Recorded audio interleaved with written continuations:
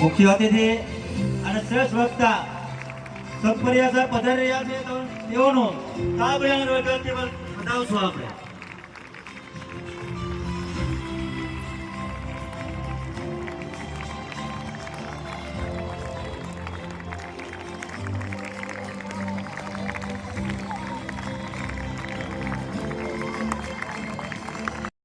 સૂર્યકોટિ સમપ્રભા નિર્વિઘ્નં કુરુ મે દેવ સર્વકાર્યસુ સર્વદા.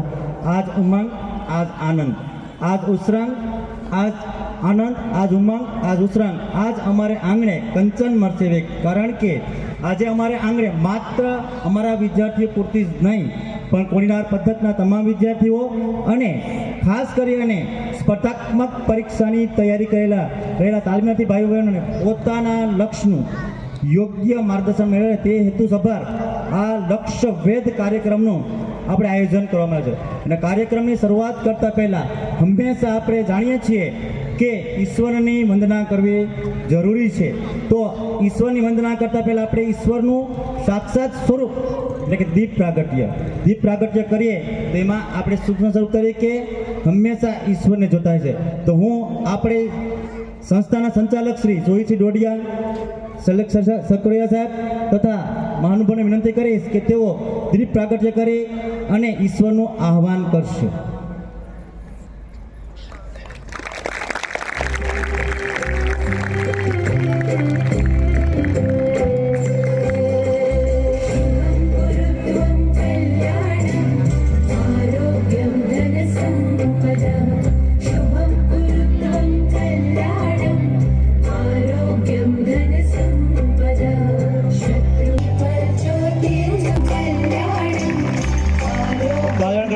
બાળકો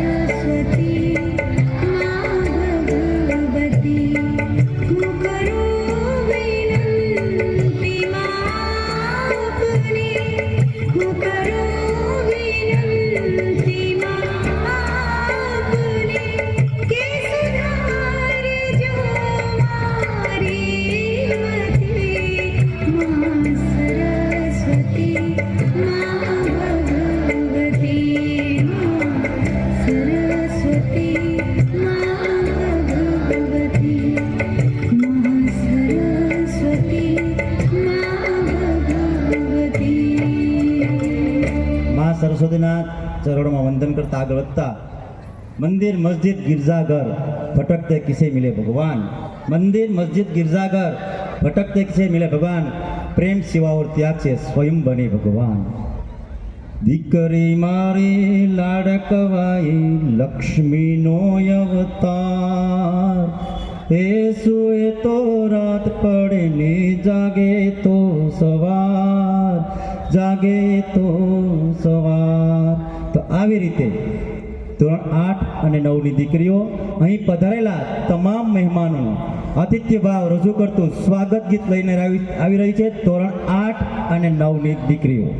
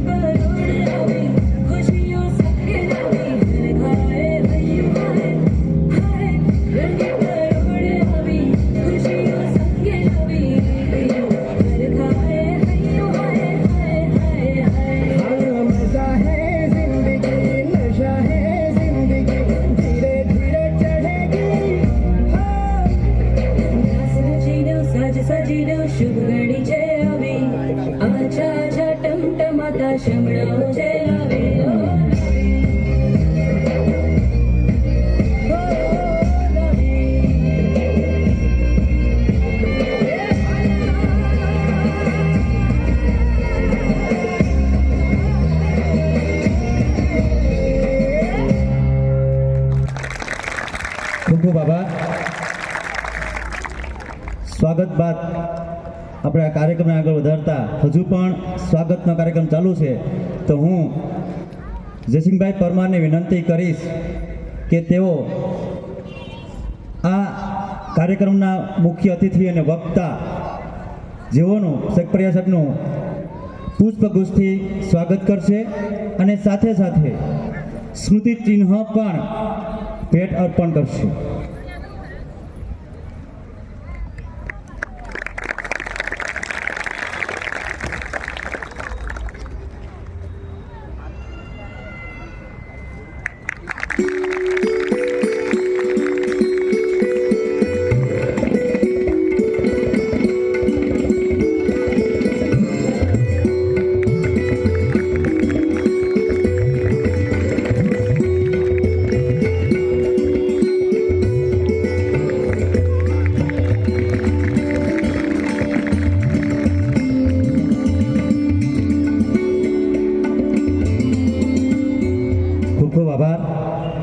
स्वागत बाद कार्यक्रम आगे बढ़ता, हम छायादार पेड़ बन न सके तो कोई बात नहीं, हम छायादार पेड़ बन न सके तो कोई बात नहीं, नहीं सुख जाए तो लकड़ी ने काम आए।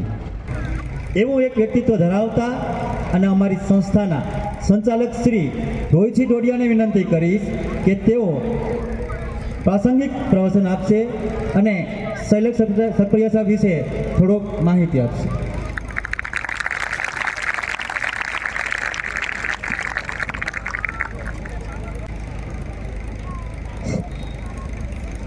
बोलो भारत माता की, भारत माता की। સૌપ્રથમ તો આજે 76મા ગણતંત્ર દિવસની અહીં ઉપસ્થિત તમામને શુભકામનાઓ. આજનો દિવસ બહુ શુભ છે ભાઈ.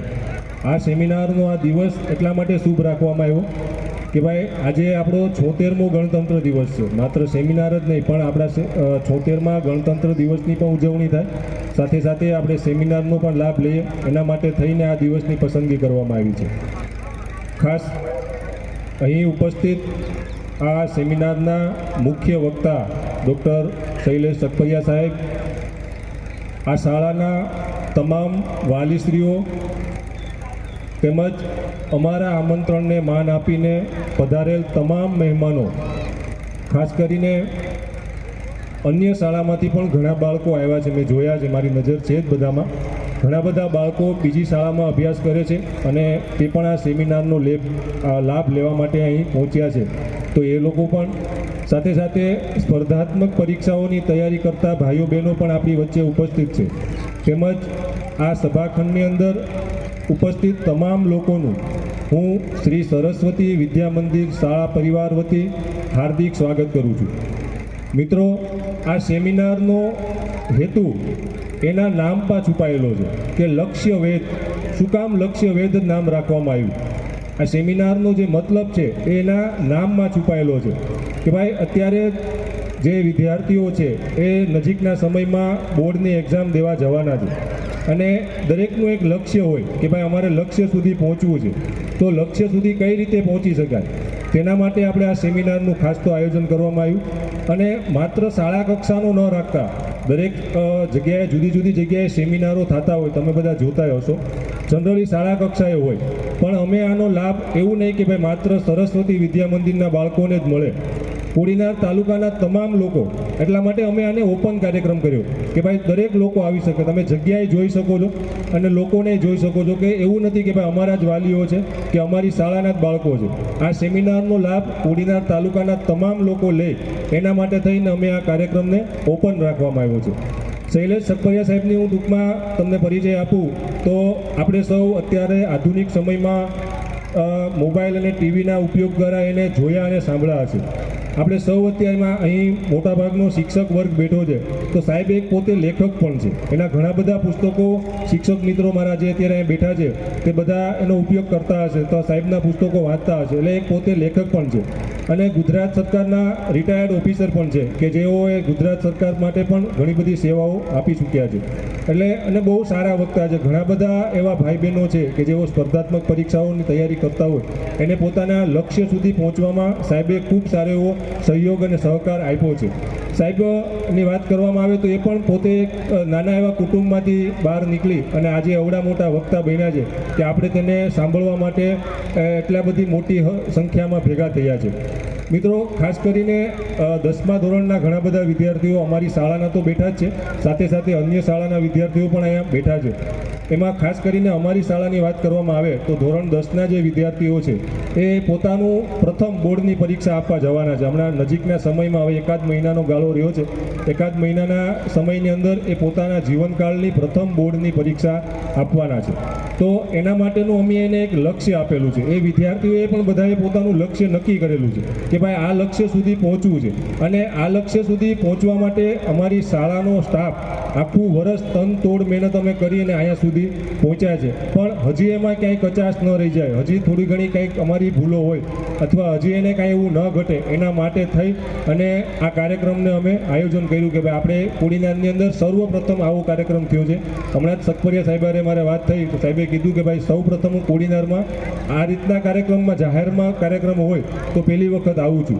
એટલે આપણો ટાર્ગેટ એવો હતો કે ભાઈ નહીં કે આપણા સ્કૂલના બાળકોને લાભ મળે, સાથે સાથે કોડીનારની તમામ જનતાને અને તમામ લોકોને, માત્ર 10મા 12માના જ વિદ્યાર્થી નહીં પણ ઘણા બધા સ્પર્ધાત્મક પરીક્ષાઓ આપતા હોય તેઓ લોકો પણ સાહેબનું માર્ગદર્શન મેળવે અને માર્ગદર્શન મેળવી અને પોતાના લક્ષ્ય સુધી પહોંચી શકે.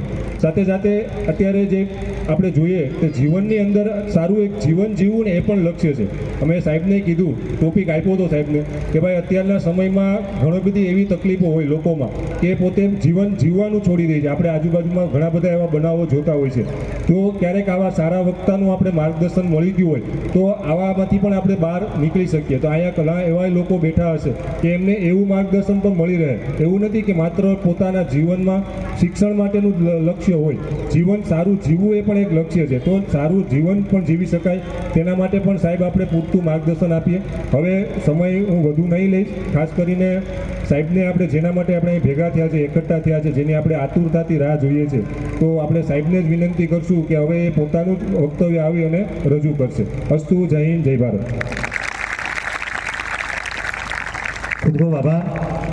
તમારું આગમન થયું ને અમારી ઉર્મિઓ હરખાઈ ગઈ. તમારું આગમન થયું અને અમારી ઉર્મિઓ હરખાઈ ગઈ. ચાંદ તો ઉગ્યો નહીં અને ચાંદની પરથાઈ ગઈ. તો હવે જેને તમે ખૂબ આતુરતાથી રાહ જોયા છો એવા સક્રિય સાહેબને વિનંતી કરીશ કે તેઓ વિદ્યાર્થીઓને મૂંઝવતા પ્રશ્નો, વાલીઓ અને શિક્ષકો તમામનો એ નિરાકરણ કરશે. શૈલેષ સક્રિય સાહેબ.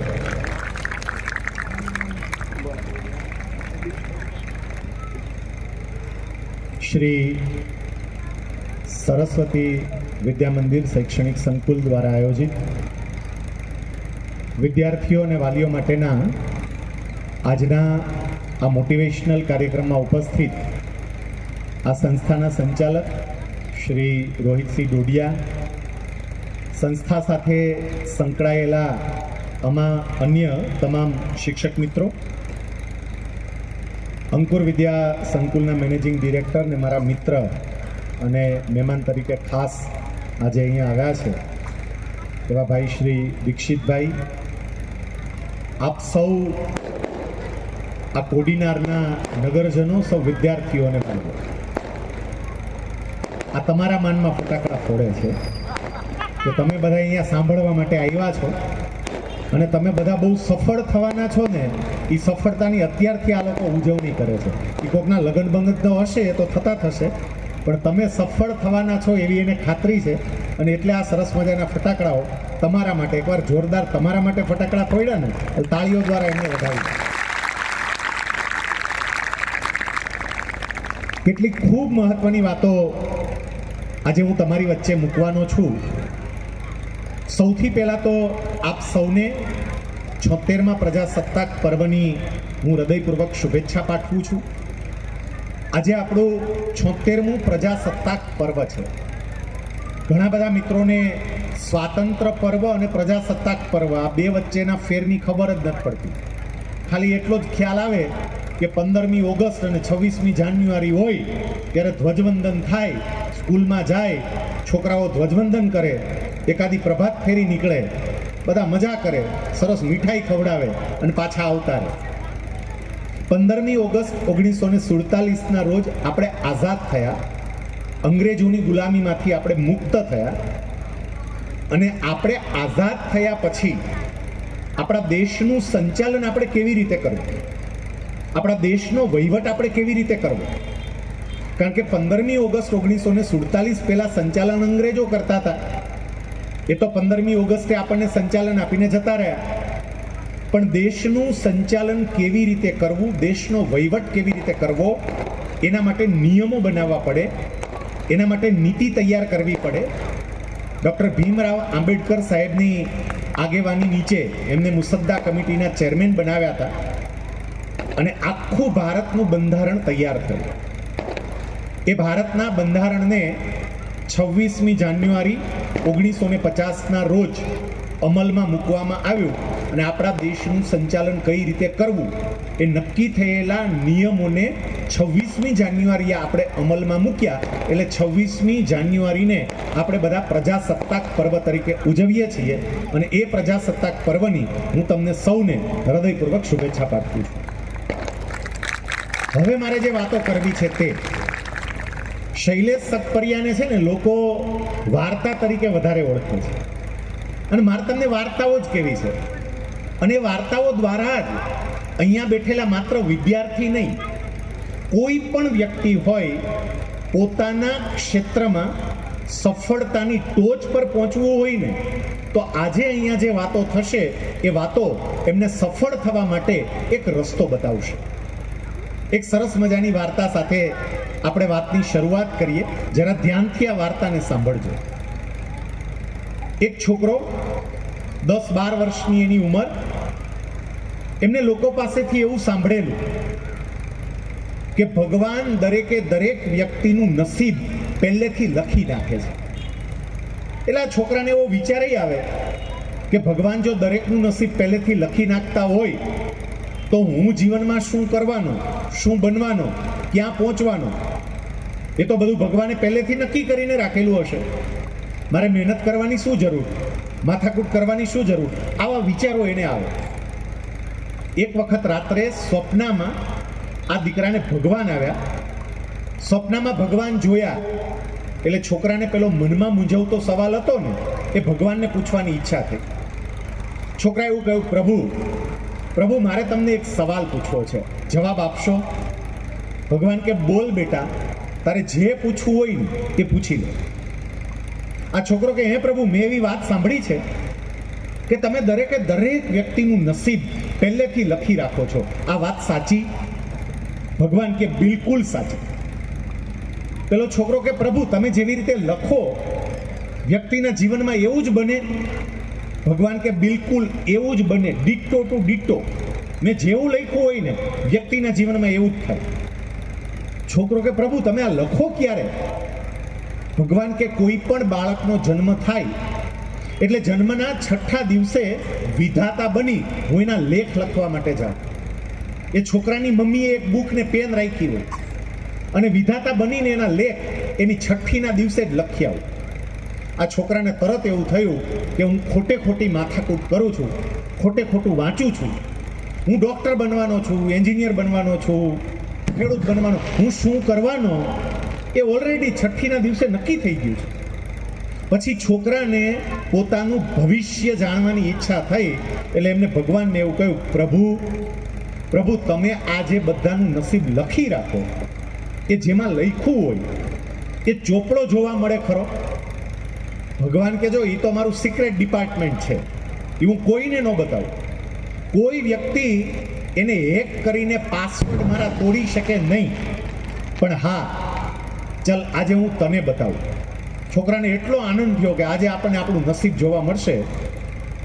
છોકરો છે ને આવ્યો, ભગવાન એમને લઈને એક જગ્યાએ આવ્યા તો ત્યાં એકદમ મોટો હોલ હતો અને હોલમાં હજારોની સંખ્યામાં ચોપડાના થપ્પા મારેલા બધી બાજુ.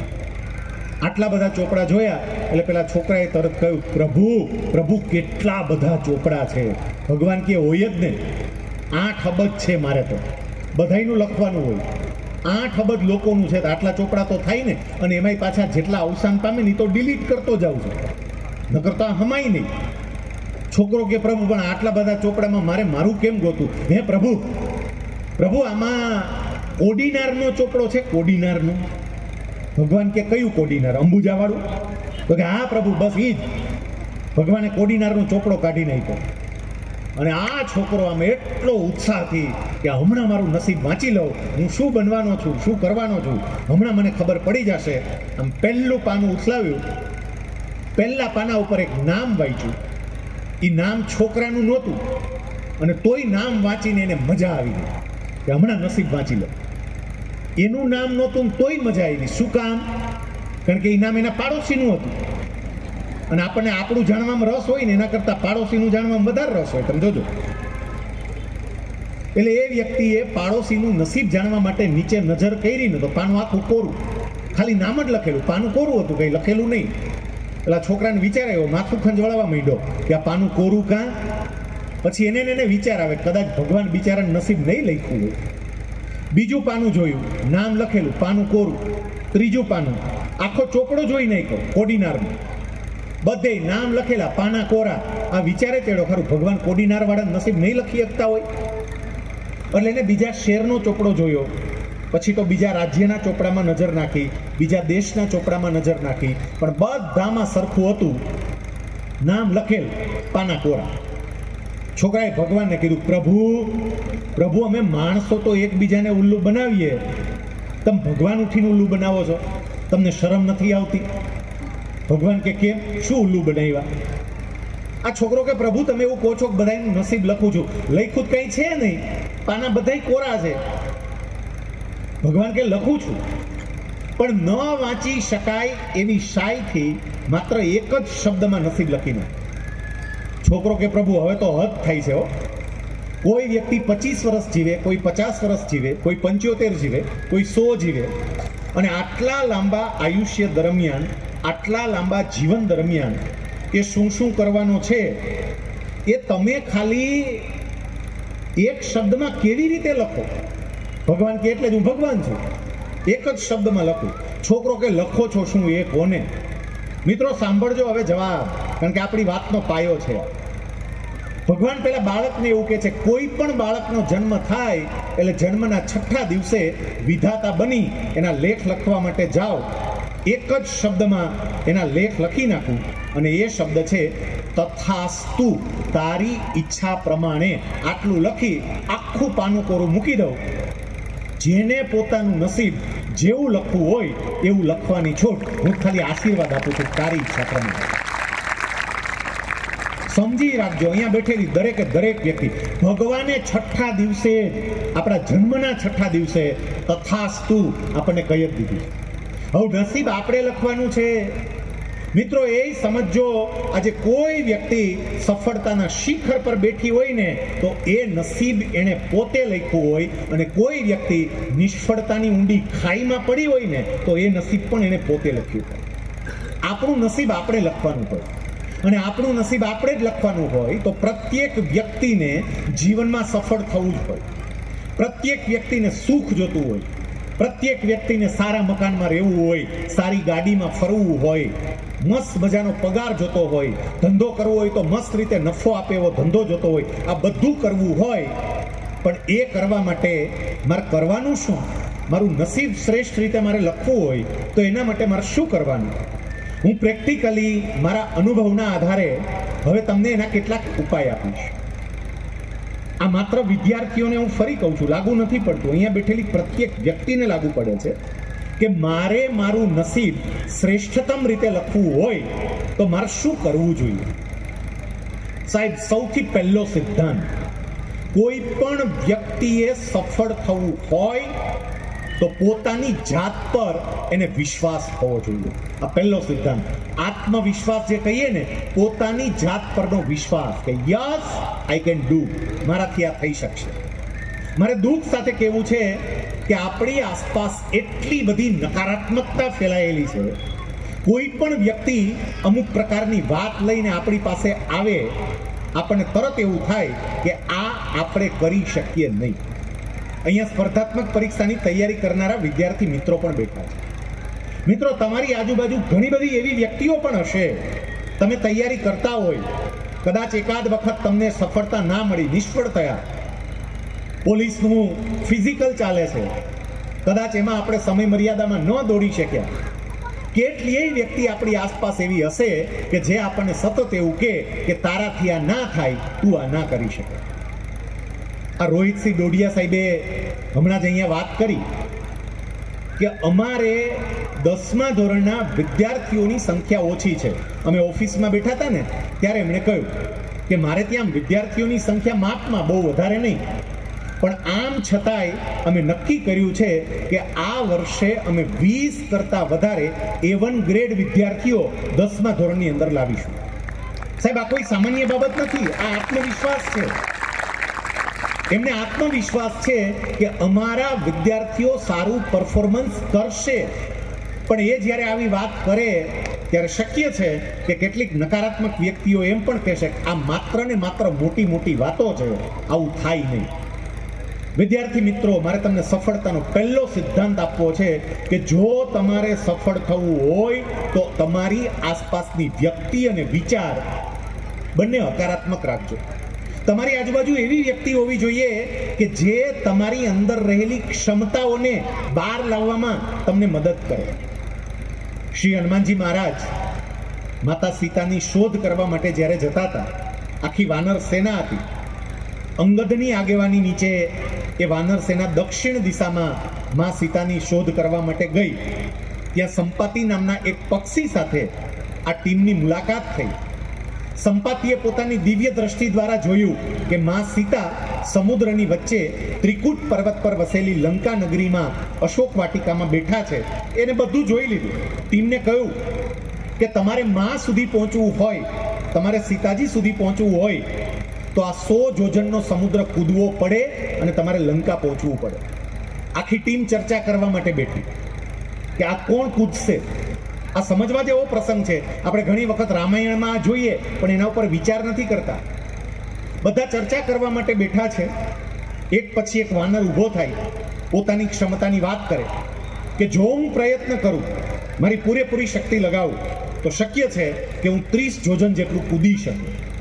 પણ 30 જોજન વાળાની તો જરૂર નહોતી, 100 જોજન કૂદે એવી વ્યક્તિ જોતી હતી. એ 30 જોજનનું બોલે, બાકીના લોકો તાળીઓ પાડે, એને વધાવે. વળી બીજી વ્યક્તિ ઊભી થાય, એ એવું કે જો હું પ્રયત્ન કરું ને તો હું 50 જોજન કૂદી જાઉં. વળી પાછી ત્રીજી વ્યક્તિ ઊભી થાય, એ કે હું પ્રયત્ન કરું હું 80 જોજન કૂદી જાઉં. એ ટીમના લીડર હતા અંગદ ઊભા થયા. એ કે જો હું પ્રયત્ન કરું ને તો હું તો 100 જોજન કૂદી જાઉં, ત્યાં પહોંચી જાઉં, પણ પાછો આવું કે કેમ એ નક્કી નહીં. દરેકે દરેક વાનર ઊભા થઈ પોતાની ક્ષમતાની વાત કરે, બાકીના વાનરો તાળીઓ પાડીને એને વધાવે. હનુમાનજી મહારાજ દૂર બેઠા બેઠા આ વાતો સાંભળે અને જ્યારે બીજા તાળીઓ પાડે ને ત્યારે એની સાથે હનુમાનજી મહારાજ પણ તાળીઓ પાડી અને એનું મનોબળ વધારે. જામવંજી હનુમાનજીની પાસે ગયા અને જામવંજીએ હનુમાનજીને એવું કહ્યું કે ક્યારના તાળીઓ શું પાડો છો? હનુમાનજી કે તાળીઓ ન પાડું શું કરું? આ કેવી વાતો કરે છે જુઓ ને. અંગદ તો એવું કહે છે કે હું 100 જોજન કૂદી જાઉં, તો એને અભિનંદન તો આપવા પડે ને. જામવંજી એવું કહે છે કે આ બધા બોલે અને તમે તાળીઓ પાડો છો તો તમે તો એવું કંઈક બોલો કે તમારા માટે બીજા તાળીઓ પાડે. હનુમાનજી કે પણ હું શું કરી શકું? આપણને આ ઘટનાનો ખ્યાલ છે કે એ વખતે જામવંજી હનુમાનજીને એની ભૂલાયેલી ક્ષમતાઓ યાદ કરાવે છે. હનુમાનજી કહે છે યાદ, પેલા જામવંજી કહે છે યાદ છે તમે એ જ હનુમાનજી છો, નાના હતા, બાળક હતા, બાળક. દૂર રહેલો સૂર્ય એને ફળ સમજી છેક સૂર્ય સુધી છલાંગ લગાવી હતી. બાળપણમાં સૂર્ય સુધી પહોંચનારા તમે તમારી યુવા અવસ્થાની અંદર આ ખાલી 100 જોજનનો સમુદ્ર નહીં કૂદી શકો. હનુમાનજીને પોતાની ક્ષમતાઓ યાદ આવી અને હનુમાનજીએ સંકલ્પ કર્યો, યસ હું કરીશ. સાહેબ, સફળતાનો આ સિદ્ધાંત, સફળ થવું હોય તો મારી આસપાસ જામવન જેવી વ્યક્તિ જોઈએ જે મને એમ કે યસ યુ કેન ડુ. આમાંથી ઘણા બધા વિદ્યાર્થીઓ અત્યારે કદાચ એવો સંકલ્પ કરે કે 27મી ફેબ્રુઆરી 2025 થી શરૂ થનારી બોર્ડની પરીક્ષામાં અમારે આ વખતે બોર્ડ ટોપ 10માં સ્થાન પ્રાપ્ત કરવું છે. ગમે એમ થાય બોર્ડ ટોપ 10માં આવવું છે, આવું નક્કી કરે. તમારી આસપાસ એવી વ્યક્તિ રાખજો કે જે તમને પ્રોત્સાહન આપે કે યસ યુ કેન ડુ. અહીંયા જેટલા વાલીઓ બેઠા, વાલીઓને મારે કેવું છે, આપ પણ સાંભળજો. તમે તમારા દીકરા અને દીકરીમાં પૂર્ણ વિશ્વાસ રાખજો કે બધું જ કરવા માટે સક્ષમ છે. સાહેબ, તમારો દીકરો કે દીકરી ભલે મોબાઈલમાં રચ્યા પચ્યા રહેતા હોય, એમને ભલે પૂરતા માર્ક ન આવતા હોય, એ ભલે તોફાની હોય, એનો સમય ભલે રખડવામાં જતો હોય, પણ એનો મતલબ બિલકુલ એવો નથી કે આ લોકો નકામા છે. આ દરેકે દરેક વ્યક્તિ હનુમાન જેવા જ છે, પણ એની અંદર રહેલું હનુમંત તત્વ એ યાદ કરાવવા માટે મારે જામવન બનવું પડે. મારે મા તરીકે, પિતા તરીકે એનો આત્મવિશ્વાસ વધારવો પડે. અને તમે જો માતા પિતા તરીકે એ કામ કરો ને તો આ બાળકો બધું જ કરવા માટે તૈયાર છે. એક વાસ્તવિક ઘટના તમને કહું, સાચી ઘટના, ઉપજાવેલી વાર્તા નહીં. સાહેબ, એક છોકરો પ્રાથમિક શાળામાં અભ્યાસ કરે, ભણવામાં બહુ જ નબળો, શિક્ષક એને સમજાવવાનો બહુ પ્રયત્ન કરે, ઓલાને ભેજામાં ઉતરે જ નહીં. એક વખત એના એક શિક્ષકે કંટાળીને આ છોકરાની મમ્મી ઉપર એક ચિઠ્ઠી લખી. સાંભળજો આ વાત. ચિઠ્ઠી લખીને છોકરાને આપી અને પછી એવું કહ્યું, ઘરે જઈ તારી મમ્મીને આપજે, તું આ ચિઠ્ઠી નહીં ખોલતો. એ છોકરાને ઉત્સુકતા છે કે મારા શિક્ષકે ચિઠ્ઠીમાં શું લખ્યું હશે. એ દીકરો ચિઠ્ઠી લઈને ઘરે આવ્યો, ઘરે એની મમ્મીને ચિઠ્ઠી આપી. મમ્મીએ પૂછ્યું પણ ખરું, બેટા શું છે? એ કે મારી સ્કૂલમાં મારા ટીચરે આ ચિઠ્ઠી આપી છે અને એવું કહ્યું છે કે તું નહીં ખોલતો. મમ્મી જરા ખોલને ચિઠ્ઠી, શું લખ્યું છે વાંચને મમ્મી. એની મમ્મીએ ચિઠ્ઠી ખોલી. ચિઠ્ઠીનું પહેલું જ વાક્ય લખેલું હતું, યોર સન ઇઝ અ ડોન્કી, તમારો દીકરો ગધેડો છે, આવું લખેલું. અને આગળ પછી લખેલું કે આ ગધેડાને કંઈ ખબર પડતી નથી, અમે ગમે એટલું સમજાવવાનો પ્રયત્ન કરીએ અને કંઈ સમજાતું નથી. ભગવાને એને મગજ જેવું કંઈ આપ્યું જ નથી, આ એના જીવનમાં કંઈ નહીં કરી શકે અને અમારી શાળા આવા વિદ્યાર્થીને સાચવી શકે એમ નથી. એટલે મહેરબાની કરીને આને અમારી શાળામાંથી ઉઠાડી લો, નહીતર અમે એને અમારી શાળામાંથી કાઢી મૂકશું. આવી ચિઠ્ઠી લખેલી. એ ચિઠ્ઠી માએ વાંચી. અહીંયા બેઠેલી દરેક મમ્મી જરા વિચારજો મનમાં કે તમારા દીકરા કે દીકરી વિશે શિક્ષક આવી ચિઠ્ઠી લખી અને મોકલે તો તમારો પ્રતિભાવ કેવો હોય. આમાં ઘણી બહેનો કે સાહેબ એમાં પ્રતિભાવ કાંઈ ન હોય, સામે ધીબી જ નાખવાનો હોય. એનો પ્રતિભાવ છે ને. ઓલા દીકરાની મમ્મી હવે શું કરે છે સમજજો. મમ્મીએ ચિઠ્ઠી વાંચી એટલે છોકરો તરત જ, હે મમ્મી મમ્મી મમ્મી શું લખ્યું છે? મમ્મી કેને મમ્મી શું લખ્યું છે? એની મમ્મી કે બેટા તારા ટીચરે લખ્યું છે કે તમારો દીકરો અમારી શાળાનો હોશિયાર વિદ્યાર્થી છે. હે મમ્મી એવું લખ્યું છે? કે હા બેટા એવું લખ્યું છે. ઓલો છોકરો કે પણ મમ્મી હું હોશિયાર હોય તો મને સમજાવવું જોઈએ ને, મને કંઈ સમજાતું તો નથી મમ્મી. એની મમ્મી કે બેટા એનું કારણ એ લખ્યું છે, તારા ટીચરે એવું લખ્યું છે કે તમારો દીકરો એટલો હોશિયાર છે કે અમારી સ્કૂલનો કોઈ શિક્ષક એને કંઈ સમજાવી શકે એમ નથી. બેટા તું આટલો બધો હોશિયાર છે. ઓલો કે તો મમ્મી શું કરવાનું હોય? એ કે બેટા હવે આપણે એવી સ્કૂલમાં જવાનું કે જ્યાં હોશિયાર શિક્ષક હોય જે તને સમજાવી શકે. એ કે હે મમ્મી તો સ્કૂલ બદલી નાખવાની? એ કે આ બદલી નાખવાની. સમજો માં કેવું પોઝિટિવ લે છે. સ્કૂલવાળાએ કીધું તું કાન કાઢી મૂકશું, તમે ઉઠાડી લ્યો. સાહેબ સ્કૂલમાંથી વિદ્યાર્થીને ઉઠાડ્યો, એની માં એ વિદ્યાર્થીને લઈ અને બીજી સ્કૂલમાં ગઈ, બીજી સ્કૂલમાં દાખલ કર્યો અને પછી એની માં એના આચાર્યને મળીને વ્યક્તિગત રીતે એવું કહે છે કે મારો દીકરો થોડો નબળો છે, મારા દીકરાને સમજાતું નથી, પણ તમે એને પ્રેમ આપજો, તમે એને પ્રોત્સાહન આપજો, તમે એને વિશ્વાસ બંધાવજો. હું ઘરે માં તરીકેની મારી જવાબદારી નિભાવીશ, પણ તમે એ જવાબદારી નિભાવજો અને ચોક્કસપણે આ દીકરો ભણવામાં હોશિયાર થશે. અમે પ્રયત્ન કરશું, તમે પ્રયત્ન કરજો. સાહેબ એના પ્રયત્નોના કારણે, એ માના વિશ્વાસના કારણે એ દીકરો ધીમે ધીમે પ્રગતિ કરતો ગયો. અને સાહેબ એક સમય એવો આવ્યો કે એ દીકરાને માત્ર એનું ગામ, એનો તાલુકો, એનો જિલ્લો, એનું રાજ્ય કે એનું દેશ નહીં, આખી દુનિયા એ છોકરાને ઓળખતી થઈ. અહીંયા બેઠેલી વ્યક્તિઓમાંથી પણ મોટા ભાગની વ્યક્તિ આ છોકરાને ઓળખે છે કે જે છોકરાને સ્કૂલમાંથી પ્રાથમિક શાળામાં જ કાઢી મૂકવામાં આવ્યો. એ છોકરો એટલે બીજું કોઈ નહીં, જે આ દુનિયાને અંધારિયા યુગમાંથી પ્રકાશમય યુગમાં લાવ્યા, જેને બલ્બની શોધ કરી, એ થોમસ આલ્વા એડિસન, વિશ્વના મહાન વૈજ્ઞાનિક કે જેને સ્કૂલમાંથી કાઢી મૂક્યા. સાહેબ આ થોમસ આલ્વા એડિસને અત્યાર સુધીમાં સૌથી વધારેમાં વધારે વૈજ્ઞાનિક શોધોની આ દુનિયાને ભેટ આપી. તમે વિચાર તો કરો કે માતા પિતાને પોતાના સંતાન પર વિશ્વાસ બંધાય તો એ સંતાન શું કરી શકે. એ જ એડિસન જ્યારે એના માતા મૃત્યુ પામ્યા અને એ વખતે એની માતા એક પેટી સાચવીને રાખતી, નાની એવી એક પેટી સાચવીને રાખતી. એટલે થોમસ આલ્વા એડિસનને એવું થયું કે પેટીમાં શું હશે, મારી મા કાયમ માટે એને સાચવીને રાખતી. એની મા મૃત્યુ પામી પછી એડિસને એ પેટી ખોલી અને એ પેટીમાં પેલો પત્ર એની માએ સાચવીને રાખેલો. એડિસનને કોઈ દિવસ વૈજ્ઞાનિક બની ગયા પછી પણ વાત નહોતી કરી કે બેટા તારા ટીચરે તને ગધેડો લખીને કાગળ લખ્યો હતો, એવી વાત વૈજ્ઞાનિક બન્યા પછી પણ નહોતી કરી. પણ એડિસને જ્યારે પત્ર જોયો, એડિસનને તરત યાદ આવી ગયું, સ્કૂલમાં ભણતો તો મારા ટીચરે જે કાગળ લખ્યો હતો એ આ પત્ર છે, મારા વખાણ કર્યા હતા, આજે હું એ પત્ર વાંચી લઉં. પત્ર ખોલ્યો. એડિસન એવું કહે છે કે પત્ર વાંચતાની સાથે મારી જિંદગીમાં પહેલી વખત હું ધ્રુસકે ને ધ્રુસકે રડ્યો છું, કારણ કે મારી માએ મારું જીવન બદલી નાખ્યું. શિક્ષકે શું લખ્યું હતું અને મારી માએ મને ક્યાં પહોંચાડી દીધું. માતા પિતા તરીકે તમે એના પર વિશ્વાસ રાખજો. ખરેખર જો તમારો પ્રેમ, તમારો વિશ્વાસ હશે ને સાહેબ, આ લોકો અદ્ભુત કામ કરી જશે, પાક્કું.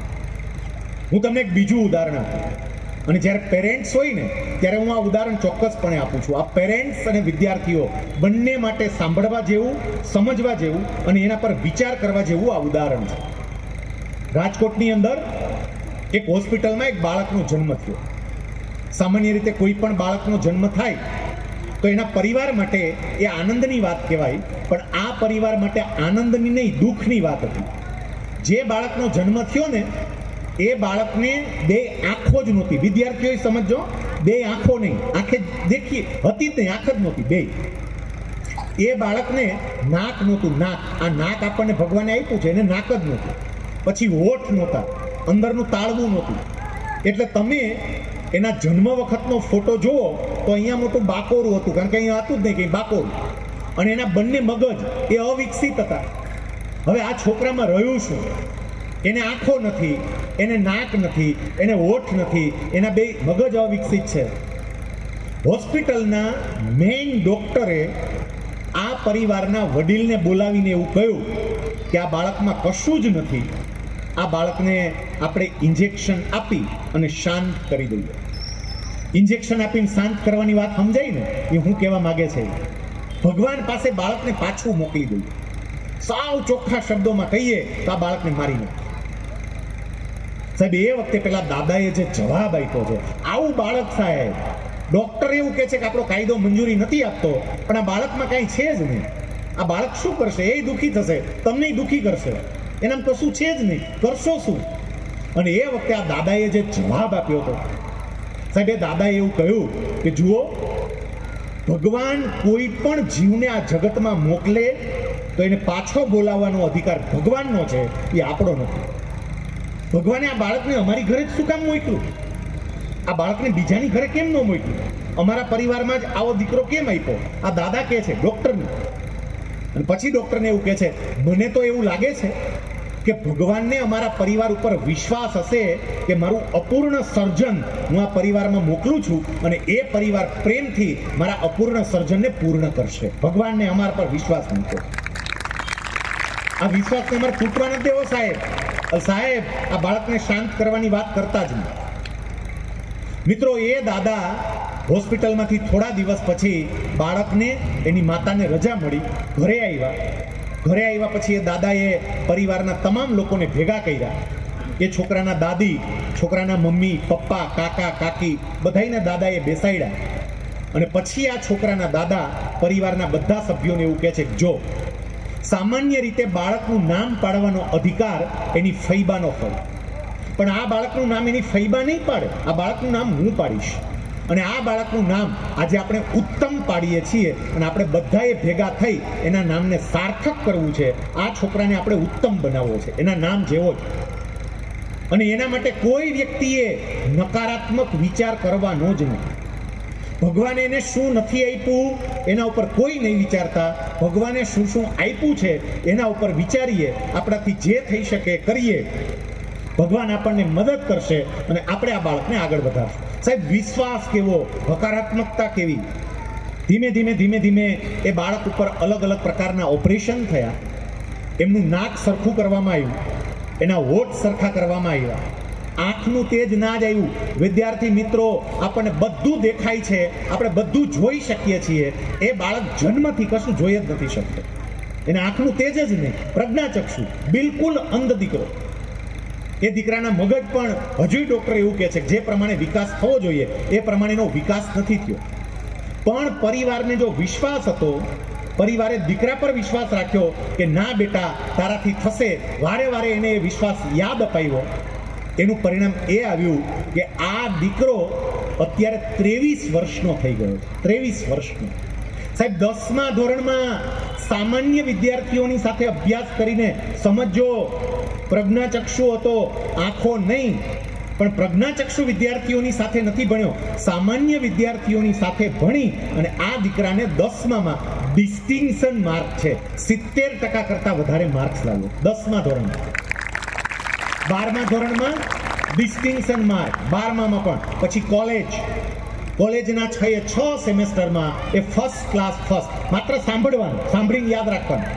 સાહેબ એને MA કર્યું, MA ની અંદર ફર્સ્ટ ક્લાસ ફર્સ્ટ, PhD માટેની એન્ટ્રન્સ એક્ઝામ આપી, PhD માટેની એન્ટ્રન્સ એક્ઝામ પાસ, અને પ્રોફેસર બનવા માટે નીટની એક્ઝામ આપવાની થાય, નેટની એક્ઝામ, નેશનલ એલિજિબિલિટી ટેસ્ટ, એ નેટની એક્ઝામ આપી અને પ્રોફેસર માટેની અઘરામાં અઘરી કહેવાતી એ પરીક્ષા પણ એ દીકરાએ પાસ કરી. મારે એના કરતાં આગળની વાત કહેવી છે કે પરિવારનો જે વિશ્વાસ હોય એ બાળકને ક્યાં સુધી પહોંચાડે. આપણને શ્રીમદ ભગવદ્ ગીતાનો એકાદ શ્લોક યાદ કરવો હોય તો પણ મુશ્કેલી થાય. જો કે તમારો આ કોડીનાર પંથક ખરેખર મને જ્યાં સુધી જાણ છે ત્યાં સુધી પરમ પૂજ્ય પાંડુરંગ દાદાના પ્રભાવથી પ્રભાવિત એવો આ કોડીનાર વિસ્તાર છે. અને દાદાએ ગામડે ગામડે ગીતાજીનું જ્ઞાન આપ્યું અને કેટલાય ગામડિયા લોકો પણ ગીતાજીના શ્લોક સરસ રીતે બોલે. આ દીકરો એમને શ્રીમદ ભગવદ્ ગીતાના 18 અધ્યાયના 700 શ્લોક એને કંઠસ્થ છે. બોલો, આખા ગીતાજી એને કંઠસ્થ, દેખાતું નથી, સાંભળીને આખા ગીતાજી મોઢે કર્યા. એને પતંજલિનું યોગ સૂત્ર કંઠસ્થ છે, એને નારદનું ભક્તિ સૂત્ર કંઠસ્થ છે. કંઠસ્થ એટલે યાદ સંપૂર્ણપણે. સ્પર્ધાત્મક પરીક્ષાવાળા સમજો, આપણને બંધારણની 25 કલમો યાદ કરવામાં તકલીફ પડે છે, અને આ વ્યક્તિ, આ દીકરો માત્ર સાંભળીને 11 ઉપનિષદના બધા જ મંત્રો એને કંઠસ્થ છે. 11 ઉપનિષદના મંત્રો કંઠસ્થ. સાહેબ એ તબલામાં માસ્ટર, હાર્મોનિયમમાં માસ્ટર, ગાયનમાં માસ્ટર, યોગમાં માસ્ટર, એટલું સરસ મજાનું ગાય. એ છોકરો કે જેને જન્મતી વખતે ડોક્ટરે ઇન્જેક્શન આપીને શાંત કરવાની વાત કરી હતી, પણ એના દાદા, એની પોઝિટિવિટી, એના દાદા, એનો વિશ્વાસ, એનું પરિણામ એ આવ્યું કે એ દીકરાને ભારત સરકારે બાળકોને આપવામાં આવતો આપણા દેશનો સર્વોચ્ચ એવોર્ડ બાલશ્રી એવોર્ડ આપી અને એ દીકરાનું સન્માન કર્યું. એ બાલશ્રી એવોર્ડ લેવો પડે ભારત સરકાર. એ દીકરાના જીવન ઉપર અત્યારે એક ફિલ્મ બની રહી છે. સૌરાષ્ટ્ર યુનિવર્સિટી એના સમાજ એટલે સામાજિક વિજ્ઞાન વિભાગ અને બીજો મનોવિજ્ઞાન વિભાગ, આ બંને વિભાગની અંદર આ છોકરાના જીવન પરના પાઠ સિલેબસ તરીકે દાખલ કરવા જઈ રહી છે. એક છોકરાને ક્યાં પહોંચાડ્યો? મારે પહેલો મુદ્દો તમને જે કહેવો તો તે, વિદ્યાર્થી મિત્રો, તમારી જાત ઉપર વિશ્વાસ રાખજો. તમને તમારી જાત ઉપર વિશ્વાસ હશે ને તો કશું જ અશક્ય નથી. અને વાલીઓ, તમે તમારા સંતાનો પર વિશ્વાસ રાખજો. તમે તમારા સંતાનો પર વિશ્વાસ રાખશો તો કશું જ અશક્ય નથી, એ બધું જ કરી શકે. બીજી વાત, માત્ર ને માત્ર આત્મવિશ્વાસથી ના ચાલે. આત્મવિશ્વાસની વાત કરીએ તો આમાં ઘણા વિદ્યાર્થીઓ ઓકે સાહેબ, ઓકે આત્મવિશ્વાસ આવી ગયો સાહેબ, આવી ગયો, બસ પૂરું થઈ ગયું સાહેબ. પણ માત્ર આત્મવિશ્વાસથી ના ચાલે. આત્મવિશ્વાસ પછીની જે બીજી વાત આવે છે એ છે તમારું ધ્યેય તમારે નક્કી કરવું પડે. તમે શું કરવા માંગો છો, શું બનવા માંગો છો, તમારે શું કરવું છે, તમારો ગોલ બહુ જ ક્લિયર હોવો જોઈએ. તમારે નક્કી કરવું જોઈએ કે તમે શું કરવા માંગો છો. જેટલા વિદ્યાર્થીઓ અહીં અભ્યાસ કરે છે, આમાં બોર્ડવાળા હોય, બોર્ડવાળા 10મા ધોરણવાળા, આ સ્કૂલના અને બીજી સ્કૂલના કોઈ પણ 10મા ધોરણવાળા કે 12મા ધોરણવાળા બોર્ડની પરીક્ષા જે મિત્રો આપવાના છે એવા વિદ્યાર્થીઓ કેટલા છે? જરા પોતાનો હાથ ઊંચો કરો તો મને ખબર પડે. બોર્ડવાળા વિદ્યાર્થીઓ, થેન્ક યુ વેરી મચ. ચલો તમારો હાથ નીચે લઈએ. હવે જો તમને હું પ્રેક્ટિકલ એક લેસન આપું છું. આપણો સેમિનાર પૂરો થાય એટલે તમારે પહેલું કામ એ કરવું જોઈએ કે ઘરે જઈ એક કાગળ લેવાનું, એક સ્કેચ પેન લેવાની, તમારું નામ લખવાનું અને બોર્ડમાં તમે કયા વિષયમાં કેટલા માર્ક્સ લાવશો એ તમારો ગોલ નક્કી કરી અને લખો. આમાં ઘણા કે પણ સાહેબ એનાથી શું ફાયદો થાય? મનમાં એક વખત તમે સંકલ્પ કરશો ને તો તમારો એ સંકલ્પ સિદ્ધ થાય. એવી આ દુનિયાની અંદર ઘણી બધી ઘટનાઓ બની છે. હું તમને 1-2 ઘટનાઓ ખાલી યાદ અપાવું કે વ્યક્તિ નક્કી કરે તો એનું પરિણામ શું આવી શકે. સાહેબ, હોલીવુડની અંદર જેવી રીતે આપણે હિન્દી ફિલ્મોમાં બોલીવુડ કહીએ, એવી રીતે અંગ્રેજી ફિલ્મોમાં હોલીવુડ કહેવાય. એ હોલીવુડનો એક અભિનેતા, એનું નામ છે જીમ કેરી. અને જીમ કેરી કોમેડિયન અભિનેતા છે. એ અભિનેતાએ 1989ની સાલમાં પોતાનો એક ગોલ, પોતાનું એક ધ્યેય નક્કી કરેલું. એણે જે ધ્યેય નક્કી કરેલું ને એમાં એમણે એક ચેક લીધો. સમજો આ વાતને. ચેક લીધો પોતાના ને પોતાના ચેકમાં પોતાનું નામ લખ્યું, જીમ કેરી, પોતાનું જ નામ. ચેક પોતાનો, પોતાને પોતાનો ચેક લખ્યો. નીચે રકમ લખી $1 million. $1 million એટલે $10,00,000. આજના ભાવ પ્રમાણે આપણે જોઈએ તો લગભગ 8,60,00,000 એટલી રકમ લખી. પોતે સહી કરી, પોતાના ખિસ્સામાં રાખે. પછી અમુક મિત્રોને બતાવે, જો ઓલા કે તને આવડી મોટી રકમનો ચેક કોને આપ્યો? કે મેં જ આપ્યો. તો કે ગાંડો જ તો લાગે છે, તું તને ચેક આપ્યો? એટલે મિત્રોને એ કે મારો આ ગોલ છે, ફિલ્મમાં કામ કરવા માટે હું આટલી રકમ લઈશ. આપણને ગાંડા જેવી વાત લાગે, પણ તમારામાંથી કદાચ કોઈને અંગ્રેજી ફિલ્મમાં રસ હોય, અંગ્રેજી ફિલ્મ જોયું હોય તો 1995ની સાલમાં એક બહુ જ પ્રસિદ્ધ અંગ્રેજી ફિલ્મ આવેલું હતું. એ ફિલ્મનું નામ હતું ડમ્બ એન્ડ ડમ્બર. અને આ ફિલ્મમાં કામ કરવા માટે આ વ્યક્તિને એક્ઝેક્ટ $10,00,000 મળ્યા હતા. એણે જે નક્કી કર્યા ને એટલી જ રકમનો ચેક એને મળ્યો. વ્યક્તિ જે નક્કી કરે, વ્યક્તિ જે સંકલ્પ કરે, એ સંકલ્પ હંમેશા સિદ્ધ થતો હોય. મારે સંકલ્પ કરવો પડે, મારે નક્કી કરવું પડે. અમેરિકાનું જ એક ઉદાહરણ આપું, પછી આપણી ધરતી પર આવું. સાહેબ, અમેરિકામાં એક દીકરી, એ દીકરીનું નામ જેસિકા કોક્સ. અને જેસિકા કોક્સ જન્મીને, બેનો સાંભળજો, ત્યારે એને અહીંથી બે હાથ જ નહોતા. એટલે લોકો એને આર્મલેસ ગર્લ કહેતા, હાથ વગરની છોકરી. એને હાથ હતા જ નહીં. એ દીકરી 5મા ધોરણમાં ભણતી હતી. 11 વર્ષની આસપાસની એની ઉંમર હશે. અને એકવાર શિક્ષક બધા વિદ્યાર્થીઓને ભેગા કરી અને એના સપનાઓની વાત કરતા હતા. તમારું સપનું શું? શિક્ષક વિદ્યાર્થીને એ જ પૂછતા હતા, દરેકને તમારે શું કરવું છે, શું બનવું છે, ક્યાં જવું છે, આવી બધી વાતો કરે. આ પૂછે. આ દીકરીનો વારો આવ્યો. એટલે દીકરીને પૂછ્યું કે બેટા તારો ગોલ શું છે, તારે શું કરવું છે? સમજો, સાંભળજો. બે હાથ વગરની છોકરી એના ટીચરને જવાબ આપે, 11 વર્ષની નાની ટબુડી. એના ટીચરને એવું, sir I want to be a pilot. મારે પાયલોટ બનાવવું. અને આખો ક્લાસ ખડખડાટ હસી પડ્યો. એટલા માટે કે જેને બે હાથ નથી એ છોકરી પાયલોટ બનવાની વાત કરે, એ કેવી રીતે શક્ય બને? પણ પેલા ટીચરે એવું કહ્યું, બેટા ચોક્કસપણે થઈ શકશે, કારણ કે તારો ગોલ ક્લિયર છે. બેટા તારો ગોલ ક્લિયર છે ને, એટલે તું પાયલોટ બની શકીશ. બેટા હવે એક કામ કર. સામાન્ય માણસ જે કામ હાથથી કરતો હોય એ બધા જ કામ તું પગથી કરતા શીખી જા. તારા પગને તારા હાથ બનાવી દે બેટા. એ દીકરી પોતાના બધા કામ પગથી કરે. બેનો, આપણે લખીએ ત્યારે અંગૂઠો અને આંગળીથી પેન પકડી અને એનાથી આપણે લખીએ. આ દીકરી પોતાના પગનો અંગૂઠો અને આંગળીની વચ્ચે પેન રાખી અને એનાથી લખે. આપણા હેન્ડ રાઇટિંગ જેટલા સારા ન થાય ને એટલા આ દીકરીના ફીટ રાઇટિંગ સારા થાય. એ પગથી સરસ લખે. એ દીકરી પગથી પિયાનો વગાડે. એને નંબર આવ્યા હતા એટલે લેન્સ પહેરવો પડે તો પોતાના પગની આંગળી ઉપર લેન્સ રાખી અને પગ આંખ સુધી લાવી અને લેન્સ પહેરે પોતાની જાતે. બધું જ કામ પોતાની જાતે કરતી.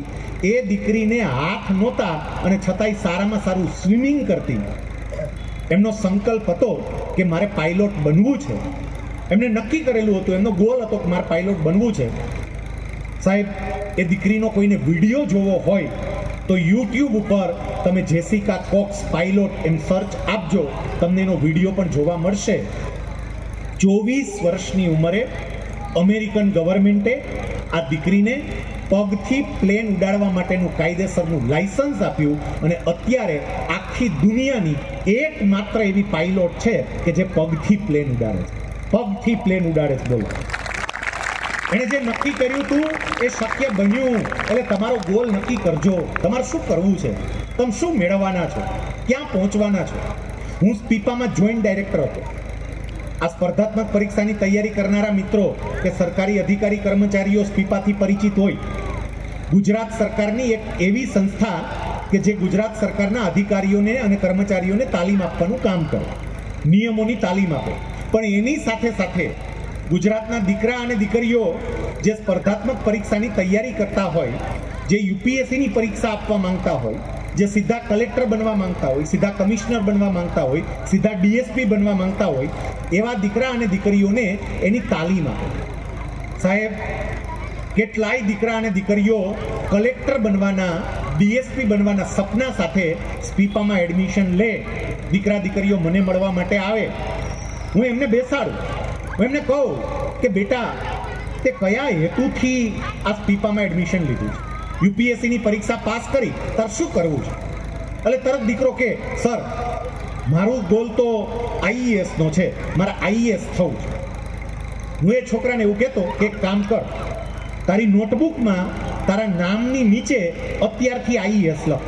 અત્યારથી તારી જે નોટબુક છે ને, નોટબુકમાં નીચે જ તારું નામ, તારા નામની નીચે આઈએએસ લખ. શૈલેષ સકપરિયા આઈએએસ લખ, અત્યારથી લખ. આઈપીએસ થવું છે, તારા નામની નીચે અત્યારથી આઈપીએસ લખ. અને હું તો એવું કહેતો કે તમે ઘરે, તમારું ઘર હોય ને, ત્યાં તમારા નામની નેમ પ્લેટ બનાવો અને એમાં અત્યારથી નીચે આઈએએસ કે આઈપીએસ લખો. કોઈ ગુનો તમારા ઉપર દાખલ નહીં કરે, કારણ કે આઈએએસનો મતલબ ખાલી ઇન્ડિયન એડમિનિસ્ટ્રેટિવ સર્વિસ થાય એવું નથી. એ તો આપણે આપણી રીતે બીજો અર્થ કાઢવાનો, પણ લખો અત્યારથી. મેં કીધું બીજું કંઈ થાય કે ના થાય, મોટામાં મોટો એક ફાયદો એ થશે કે તમારા ઘરની બહાર આવી નેમ પ્લેટ લગાડેલી હશે, નીચે આઈએએસ કે આઈપીએસ લખેલું હશે, પીજીવીસીએલ વાળા ચેકિંગમાં આવશે તો નામ વાંચીને જ વયા જાહે કે આ તો કોઈ કલેક્ટરનું ઘર લાગે છે, અહીં ન જવાય ભાઈ. લખો આવું. સાહેબ, ગોળ નક્કી કર્યો હોય ને એ સાર્થક થાય. મારે ખાલી બહારની વાત નથી કરવી, તમારા પંથકનું ઉદાહરણ આપવું છે. 2014ની સાલમાં મારું એક પ્રવચન હતું, ધોરાજીની અંદર પ્રવચન. અને એ વખતે એ પ્રવચનમાં અત્યારે જે હું વાત કરી રહ્યો છું એ જ પ્રમાણે કેટલાક મુદ્દાઓ ઉપર મેં વાત કરી. એમાં યુપીએસસીની પણ મેં વાત કરી. તમારા કોડીનારની એક દીકરી ત્યાંની સ્કૂલમાં ભણતી હતી, એ 9મા ધોરણમાં અભ્યાસ કરતી હતી દીકરી. એમણે આ વાત સાંભળી, 14 વર્ષની એની ઉંમર, દીકરીએ વાત સાંભળી. સાહેબ, એમને એ વાત ચોંટી ગઈ, કારણ કે આ વાત આમાં બેઠેલી કેટલીય વ્યક્તિને ચોંટી જાય, અને જેને ચોંટે ને એનું જીવન બદલાય જાય. 14 વર્ષની જ દીકરી હતી, પણ વાત ચોંટી ગઈ બરોબરની કે મારાથી થઈ શકે. સાહેબ, એમનું ગામ તો અહીંયા કોડીનારથી ખાલી 2 કિલોમીટર દૂર ગામ છે, પણ એ કોડીનારમાં રહે, એના પપ્પા ખેતી કરે, એટલે બહુ સમૃદ્ધ પરિવારની દીકરી પણ નહીં. એ દીકરી એમણે નક્કી કર્યું કે હું યુપીએસસીની પરીક્ષા આપીશ, હું આઈએએસ કે આઈપીએસ ઓફિસર બનીશ. ગામડાની દીકરી, આપણા કોડીનાર જેવા વિસ્તારની દીકરી કે જ્યાં વિદ્યાર્થીઓને મોટિવેટ કરવા માટેના કોઈ કાર્યક્રમોનું આયોજન થતું જ ના હોય. અત્યારે જ્યારે હું રોહિતસિંહ સાથે વાત કરતો હતો ત્યારે મેં એમને કહ્યું કે હું આખા ગુજરાત રાજ્યની અંદર પ્રવચન કરવા માટે જાઉં છું, પણ કોડીનારમાં મારા જીવનમાં હું પહેલી વખત પ્રવચન કરવા માટે આવ્યો. એમણે એવું કહ્યું, સાહેબ, કોડીનારમાં આવા કાર્યક્રમ થયા જ નથી, અમે આ કાર્યક્રમનું પહેલી વખત આયોજન કર્યું.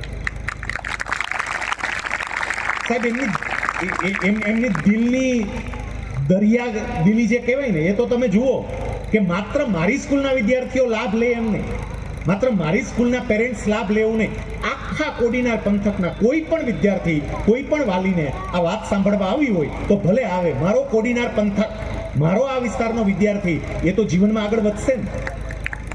સાહેબ, ત્યાં આપણા આ કોડીનારની દીકરીએ વાત સાંભળી, એણે નક્કી કર્યું કે મારે યુપીએસસીની પરીક્ષા આપવી છે.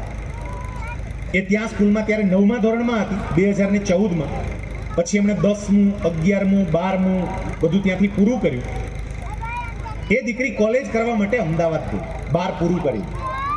મેં તો ખાલી એક વિચાર બી જ રોપ્યું હતું, પણ પછી એ દીકરી, ગામડાની દીકરી, તમારા વિસ્તારની દીકરી પોતાની રીતે બધું જાણી લે, નેટ ઉપરથી બધું. અને જે જે મનમાં વિચારો આવતા હતા, મારે કેમ તૈયારી કરવી જોઈએ, મારે શું વાંચવું જોઈએ, મારે ક્યાં એડમિશન લેવું જોઈએ, પોતાની રીતે એમણે બધું જ તપાસ કરી લીધી.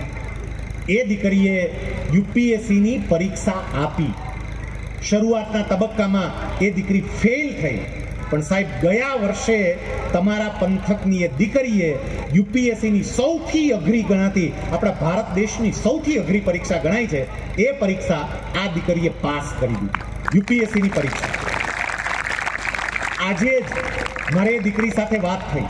અત્યારે હું અહીંયા પ્રવચન કરવા માટે આવ્યો, એ પહેલા બપોરે મારો એક કાર્યક્રમ અમરાપુર ગીરની અંદર શ્રી અંકુર વિદ્યા સંકુલમાં હતી. આ એમના સંચાલક અહીંયા બેઠા છે, 11-12 સાયન્સમાં બહુ સરસ કામ કરે અને આખા તમારા પંથકની અંદર સૌથી વધારેમાં વધારે વિદ્યાર્થીઓને સાચવીને બેઠા છે. હું ત્યાં હતો ત્યારે ત્યાં રહ્યા જ મેં આ દીકરીને ફોન કર્યો. મેં બેન અત્યારે ક્યાં છો? મને કે સર હૈદરાબાદ છું. મેં હૈદરાબાદ? મને કે સર મારી ટ્રેનિંગ ચાલે છે. હવે સાંભળજો, તમારા આ પંથકની દીકરીએ એક ગોલ નક્કી કર્યો, એક સંકલ્પ કર્યો, એનું પરિણામ એ આવ્યું કે એને યુપીએસસીની પરીક્ષા પાસ કરી લીધી અને યુપીએસસીની પરીક્ષા પાસ કરી એટલું જ નહીં, એને આઈપીએસ કેડર મળી. એ પોલીસ એકેડેમી હૈદરાબાદની અંદર અત્યારે પોતાની સેવામાં છે. એ સીધું જ એનું પોસ્ટિંગ ડીએસપી તરીકે થશે. શરૂઆતની અંદર બરોબર છે કે થોડુંક ટ્રેનિંગ માટે થાય, પછી સીધા જિલ્લાના પોલીસ વડા બનીને આવશે. તમારા પંથકની ગામડાની દીકરી જેના પિતા ખેતી કરે છે, એ દીકરીના પિતાને કેટલું ગૌરવ થાય કે એની દીકરી ડીવાયએસપીઓ એને સલામ કરતા હોય, પીઆઈ એને સલામ કરતા હોય. ક્યાં પહોંચી ગયા? આ દીકરી એટલે બીજું કોઈ નહીં, એ દીકરીનું નામ છે કંચન ગોહિલ. કંચન ગોહિલ તમારા પંથકની એવી દીકરી છે કે જે દીકરી આ યુપીએસસીની પરીક્ષા પાસ કરે. પેલો તમે કરી શકો, અઘરું નથી. ડોક્ટર બનવાનું નક્કી કરો, થાય. એન્જિનિયર બનવાનું નક્કી કરો, થાય. પણ સંકલ્પ કરવો પડે, મારે નક્કી કરવું પડે. જો નક્કી કરીએ તો એ ચોક્કસપણે થાય.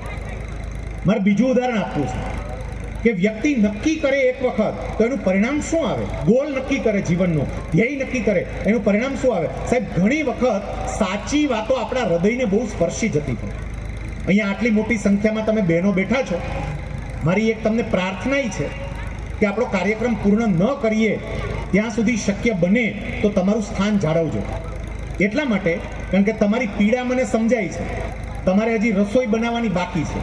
તમે ઘરે જશો, રસોઈ બનાવશો, પણ કદાચ એકાદ દિવસ મોડું થયું તો ભલે થયું, વિચારોનું ભોજન કરવું ને એ બહુ જરૂરી છે. ઓલું ભોજન તો રોજ કરતા હોય, સમયસર કરતા હોય. એક દિવસ ભલે મોડું થાય પણ તમારા સંતાનો માટે થોડો સમય અહીંયા બધા બેસજો. સાહેબ, હવે જે હું વાત તમને કહેવા જઈ રહ્યો છું, આ સત્ય હકીકત છે. કેટલીક વ્યક્તિઓએ કદાચ આ યુટ્યુબના માધ્યમ દ્વારા સાંભળી પણ હશે, પણ મારે અહીંયા મારા બધા નાના ભાઈઓ બહેનો અહીંયા વિદ્યાર્થી તરીકે બેઠા છે ત્યારે આ સત્ય ઘટના ખાસ તમને કહેવી છે કે વ્યક્તિ જ્યારે ધ્યેય નક્કી કરે, સંકલ્પ કરે તો એનું પરિણામ શું આવે? સાહેબ, એક ગામડું, નાનું એવું ગામડું, તમારું કોડીનાર તો 1.5 લાખની વસ્તીવાળું હશે, પણ આ નાનું એવું ગામડું, અને એ ગામડાની અંદર એક સામાન્ય સ્થિતિનો પરિવાર રહે.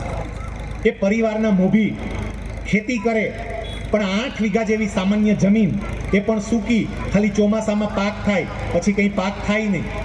એટલે એ પરિવારના મોભી પરિવારનું ગુજરાન ચલાવવા માટે ખેતી ઉપરાંત કડિયા કામ પણ કરતા હતા. કારણ કે ચોમાસામાં ખેતી થાય, પછી ઉનાળો, શિયાળું, પાણી તો હોય નહીં, એટલે એમાં પછી કડિયા કામ કરે.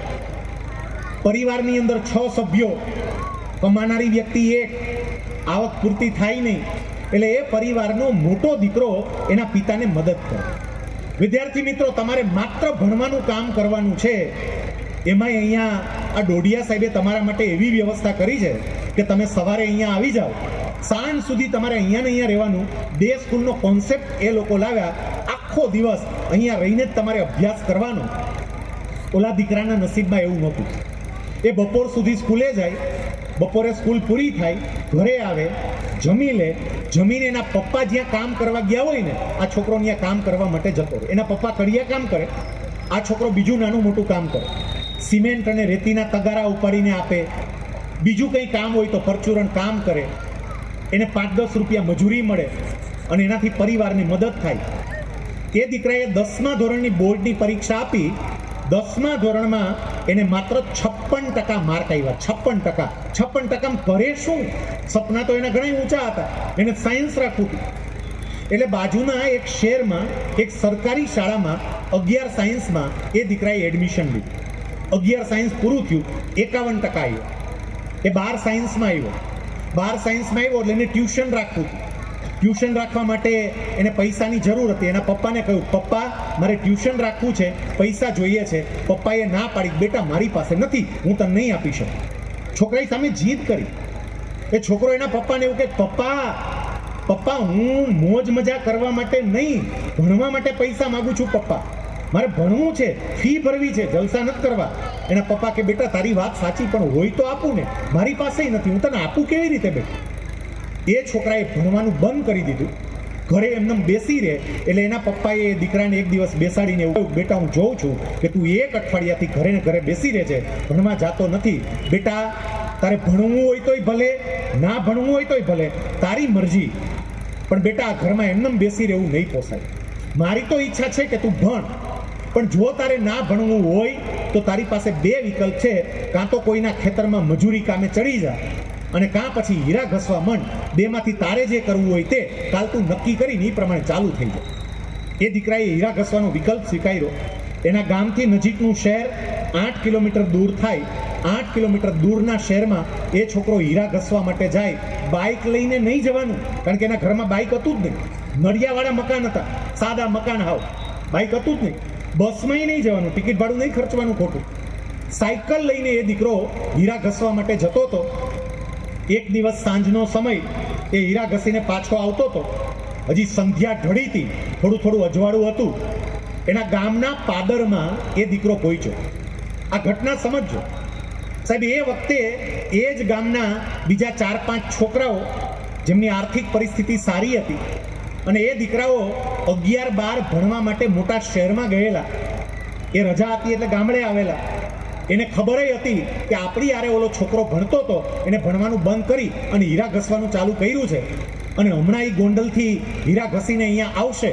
એટલે એ છોકરાઓ બધા ગામના પાદરમાં ઊભા રહી ગયા. ઓલા છોકરાની હીરા ઘસુની રાહ જોઈને પેલો હીરા ઘસુ જેવો આવ્યો ને, એની સાયકલ ઊભી રહી. અને બાકીના છોકરા એને શું કે, હે તારે બાયોલોજીમાં કેટલા ચેપ્ટર પૂરા થયા? હવે ઓલો હીરા ઘસીને આવે છે, સાયકલમાં હેન્ડલમાં આગળ ટિફિન લટકે છે પ્લાસ્ટિકની થેલીમાં, તો એ આવા પ્રશ્નો પૂછે. તો બીજો વળી એમ કે, હે તારે આ મેથેમેટિક્સનો કોર્સ પૂરો થઈ જશે, શું લાગે છે? એ છોકરાની આંખમાં આંસુ આવી ગયા. એ છોકરાને ખબર હતી કે આ બધા જાણે છે, તોય આવા પ્રશ્નો પૂછે છે. કોઈ પણ જાતનો જવાબ આપ્યા વગર પોતાની સાયકલ લઈ એ દીકરો ઘરે જતો રહ્યો. ઘરે એની બાએ રસોઈ બનાવેલી, એ છોકરો જમ્યો નહીં, ભૂખ મરી ગઈ. સાહેબ, એ દીકરો રાત્રે ઊંઘવાનો પ્રયત્ન કરે, એને ઊંઘ ના આવે, પડખા ફર્યા કરે, સતત વિચાર આવે, કેવું બોલી ગયા, મારી આરે ભણતા અને છતાંય મને આવું કહે છે, મારું અપમાન કરે છે. એ રાત્રે એ દીકરાએ પોતાના જીવનનું ધ્યેય નક્કી કર્યું. આપણે જે ગોલની વાત કરીએ છીએ ને, એને ગોલ નક્કી કર્યો. એ દીકરાએ એવું નક્કી કર્યું કે હું હવે આવું જીવન નહીં જીવું. મારે માત્ર ને માત્ર હીરા ઘસુ તરીકે મારી ઓળખ આ જગતને નથી આપવી, પણ મારે કંઈક એવું કરવું છે કે દુનિયાએ મારા અસ્તિત્વની નોંધ લેવી પડે. આખી રાત વિચારી લીધું.